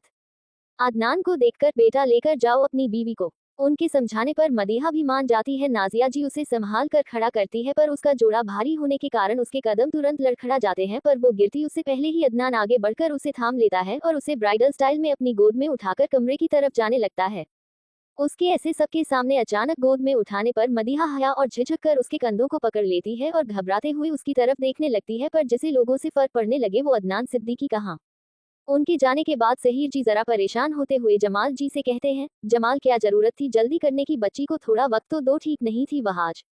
जमाल जी हल्का मुस्कुराते हुए, आपको अपने बेटे पर शायद भरोसा ना हो पर मुझे मेरे दामाद पर जरूर भरोसा है, अगर मदीहा को कोई नॉर्मल कर सकता है तो वही है, और वैसे भी उस पर जरा भरोसा रखिए, अभी देखना 1 हफ्ते में बिल्कुल नॉर्मल हो जाएगी। उनकी बात सुनकर सहर जी हल्का सा मुस्कुरा देते हैं और फिर वह लोग भी खाना खाने चले जाते हैं क्योंकि ऑलरेडी बहुत लेट हो गया था। इधर अदनान मदीहा को अपने कमरे में लाता है और अपने पैर से ही दरवाजे को धकेल कर बंद कर कर उसे बड़े आराम से ले जाकर बेड पर बैठता है और उसके पीछे 2 पिलो रखकर उसे अच्छे से बैठाते हुए खुद उसके पास बैठकर उसका गाल छूने के लिए हाथ बढ़ाता है तो वो डरकर हल्का सा पीछे होने लगती है। उसे ऐसे डरता देख अदनान के सीने में जैसे एक टीस होती है, पर वो उसका गाल हल्का सा सहलाते हुए बेहद नर्म लहजे में कहता है, अब इस कमरे पर मुझसे ज्यादा तुम्हारा हक है और यहाँ पर मौजूद हर एक चीज पर भी, और मैं अब तुम्हारा शौहर हूँ, तो अगर कोई भी प्रॉब्लम हो तो तुम सीधा मेरे पास आओगे, ठीक है। उसकी बात सुनकर मदीहा कुछ नहीं कहती, बस अपनी नजरें झुका लेती है और उसे ऐसे अपनी बातों को इग्नोर करता देख अदनान की आंखें छोटी हो जाती है। मतलब जो इतनी देर से नोटिस कर रहा था वह सबकी बातों पर रिस्पांस कर रही थी, सबको देख रही थी, बस उसे ही नहीं देख रही थी। पर फिर कुछ सोचकर उसे दोबारा गोद में उठाकर बाथरूम की तरफ जाने लगता है और उसे ऐसे खुद को उठाता देख वो एक बार फिर घबरा जाती है, पर कुछ कहती उससे पहले ही अदनान उसे बाथरूम के दरवाजे के पास उतारकर कहता है, जाओ जाकर फ्रेश हो जाओ और मुंह धो लो, तब तक खाना आता होगा, मैं तुम्हारे कपड़े चेंजिंग रूम में निकाल कर रख देता हूँ, ठीक है। उसकी बात सुनकर मदीहा बिना कुछ कहे या उसकी तरफ देखे सीधा बाथरूम में चली जाती है और इतनी कस के उसके मुंह पर दरवाजा बंद करती है कि अदनान फौरन 2 कदम पीछे होता है, वरना उसकी नाक पर भी लग सकता था, और वो एक गहरी सांस लेकर कहता है, मुझे ऐसा क्यों लग रहा है कि मेरी आने वाली जिंदगी बहुत मुश्किल होने वाली है। फिर दोबारा एक गहरी सांस लेकर चेंजिंग रूम की तरफ चला जाता है। इधर मदीहा बाथरूम में आती है तो उसकी आंखें हैरानी से जरा बड़ी हो जाती है। वो अदनान के कमरे में तो बहुत बार आई थी पर बाथरूम में कभी नहीं आई थी, और आज पहली बार यहाँ आकर उसे एहसास हो रहा था कि यह बाथरूम तक कितना लग्जूरियस है। वैसे तो हवेली का हर कमरा खूबसूरत है, पर अदनान की पोर्शन की तो बात ही अलग थी। वह पूरा बाथरूम मदीहा के कमरे के बराबर था, जैसे जिसमें एक तरफ काफी बड़ा सा राउंड शेप में बाथटब बनाया हुआ था, एक बड़ा सा आईना था, और बाथरूम के अंदर ही एक अलग सी जगह थी जहां शावर था और चारों तरफ कांच की बनी दीवारें लगी हुई थी। वहां पर एक बड़ी डिफरेंट लैवेंडर की स्मेल आ रही थी। मदीहा एक नजर पूरे बाथरूम को देखकर आईने के सामने जाकर खड़ी हो जाती है और अपने अक्स को एकटक निहारने लगती है। उसे यकीन नहीं हो रहा था कि उसकी जिंदगी इतनी बदल गई, वो भी सिर्फ 2-3 दिनों में। कहाँ भी वह एक नॉर्मल कॉलेज गोइंग गर्ल थे और कहाँ वह किसी की बीवी बन चुकी थी, वह भी उसे शख्स की जिसे उसे सबसे ज्यादा डर लगता था। वो अभी खुद को निहार रही थी कि तभी उसकी नजरें अपने माथे की उसे जगह जाती है जहां घूंघट हटाने के बाद अदनान ने बेहद प्यार से चूमा था, और अपने आप ही उसके हाथ उसी जगह पर जाकर रुक जाते हैं। फिर अचानक वो होश में आती है और हड़बड़ा कर एक तो कदम पीछे होती है और उसके मुंह से बस इतना निकलता है, चंगेज खान किस मी। फिर अचानक ना जाने उससे क्या होता है कि वो नल चालू करके तेज तेज पानी अपने मुंह पर मारने लगती है, जैसे खुद को किसी नींद से जागने की कोशिश कर रही हो। इधर अदनान ने मदीहा के कपड़े निकाल कर खुद भी कपड़े चेंज कर लिए थे और वो 20 मिनट से बाथरूम के दरवाजे की तरफ देख रहा था, पर मदीहा बाहर ही नहीं आ रही थी। अब उसे घबराहट होने लगी थी कि कहीं बेहोश तो नहीं हो गई वो फिर से, और वो बाथरूम के गेट के पास जाकर उसे नोक करते हुए बेचैन आवाज में पुकारता, बेगम, बेगम।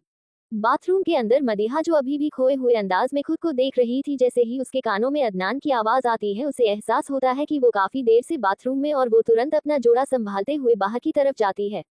अदनान अभी दोबारा दरवाजा खटखटाने वाला था कि इतने में बाथरूम का दरवाजा खोलकर मदीहा बाहर आती है और उसे सही सलामत अपने सामने देखकर अदनान उसके दोनों कंधे पड़कर उसे हल्का सा अपनी तरफ खींचकर ऊपर से नीचे तक बेचैनी में देखते हुए घबराकर पूछता है, क्या हुआ, इतनी देर कैसे लग गई, तबीयत तो ठीक है ना, कुछ अजीब सा तो नहीं लग रहा, डॉक्टर को बुलाऊं, कुछ बोलो, ठीक हो ना तुम, खामोश क्यों हो। उसने बेचैनी में इतने सारे सवाल पूछ लिए पर मदीहा ने कोई जवाब नहीं दिया, और शायद वो जवाब देने के इरादे में भी नहीं थी, इसलिए एक नजर उसे देखने के बाद अपने कंधों से उसके हाथ हटाकर सीधा चेंजिंग रूम की तरफ चली जाती है, जहां उसके कपड़े एक दिन पहले ही शिफा जी ने रखवा दिए थे, क्योंकि रिवाज था कि शादी के बाद लड़की कोई भी पुराना सामान यूज नहीं करती, सारा नया सामान उसके ससुराल वाले ही उसे खरीद कर देते हैं। इधर मदीहा को ऐसे बिना कुछ कहे जाते देख अदनान नागवारी में सिर हिलाते हुए कहता है, इसका साइलेंट ट्रीटमेंट तो मेरी जान ले लेगा, कुछ तो करना पड़ेगा। वो कुछ और सोचता तब तक कोई उसके दरवाजे पर नोक करता है। वो दरवाजा खोलता है तो बाहर मुलाजिम खाने की ट्रॉली ले खड़ा था। अदनान उसके हाथ से ट्रॉली लेकर उसे वहां से जाने का इशारा करता है, क्योंकि मुलाजिम को अदनान के कमरे में जाने की इजाजत तो थी नहीं। वो खुद खाना लेकर कॉफी टेबल पर सर्व करता है। तब तक मदीहा भी कपड़े बदल कर आ गई थी। इस वक्त उसने एक हल्के गुलाबी रंग का नॉर्मल सा सूट पहना हुआ था, जिस पर गुलाबी रंग का ही दुपट्टा था। वो एक नजर अदनान को खाना सर्व करते हुए देखती है, फिर बिना कुछ कहे या उसकी तरफ देखे बेड की तरफ जाने लगती है, और उसकी इस हरकत को देखकर अदनान फौरन उसके सामने खड़ा होकर उसका रास्ता रोकते हुए जरा सख्ती से कहता है, खाना खा लो, खाने को लेकर मैं कोई नाराजगी बर्दाश्त नहीं करूंगा। मदीहा बिना उसकी बात पर ज्यादा ध्यान दिए साइड से निकलने लगती है तो वो हल्का सा साइड हो जाता है, फिर दूसरी तरफ से जाने लगती है तो वो दूसरी तरफ हो जाता है। आखिर में वो उसे घूर कर देखती है तो अदनान इस बार जरा समझाते हुए कहता है, खाना खा लो प्लीज। उसके इस तरह कहने पर मदीहा बिना कुछ बोले सीधा सोफे के पास जाकर बैठ जाती है। इस बीच उसका साइलेंट ट्रीटमेंट जरूर जारी था और उसकी इस हरकत पर अदनान हल्का सा मुस्कुराता है, फिर खुद भी उसके पास जाकर बैठता है और एक प्लेट में उसके लिए खाना सर्व करने लगता है। अदनान खाना प्लेट में निकालकर एक निवाला उसकी तरफ बढ़ाती है तो वो मुंह दूसरी तरफ फेर लेती है। ये देखकर अदनान दोबारा कहता है, बच्चा खाना तो खा लो, अच्छे से नाराज रहना है रहो पर खाना तो खा लो प्लीज, अच्छा मेरे लिए ना सही तो कम से कम चाचू और चाची जान के लिए। उसकी बात सुनकर मदीहा इस बार उसकी तरफ देखती है और कुछ सोचकर मुंह खोल देती है तो वो उसे अपने हाथों से खिलाता है, पर मदीहा निवाला खाते हुए ही जिन मूंझकर कसकर उसकी उंगली पर जोर से काटती है, जिससे दर्द के मारे अदनान की आंखें बंद हो जाती हैं, पर फिर भी लोग किसी तरह सब्र के साथ उसे खाना खिलाना कंटिन्यू करता है। इस वक्त वो जितने सब्र से काम ले रहा था ना अगर कोई देखे तो उसे विश्वास ना हो, जिसे हल्की सी गलती भी पसंद नहीं थी, जिसके सिर पर 24 घंटे गुस्सा सवार रहता था, आज वो इतने शांत रहकर सारी चीजों को डील कर रहा था। मोहब्बत यकीनन इंसान को पागल कर देती है। क्या लगता है कैसी होने वाली है वेडिंग नाइट, और क्या अदनान मदीहा के साइलेंट ट्रीटमेंट को तोड़ पाएगा? देखते हैं, जारी है। सबसे पहले तो थैंक यू सो मच इतने अच्छे अच्छे कमेंट करने के लिए। और हाँ, आप लोगों के पास अगर कोई अच्छी स्टोरी के आइडिया हो तो आप लोग मुझे कमेंट में बता सकते हैं। कजन मैरिज पर स्टोरी डालने के लिए भी किसी ने कहा था, तो देखो मैंने डालना, तो अगर आप लोग मुझे कोई आइडिया दोगे मुझे अच्छा लगेगा तो मैं जरूर डालूंगी, बस थोड़ा डिफरेंट होना चाहिए। Thank you for listening folded hands.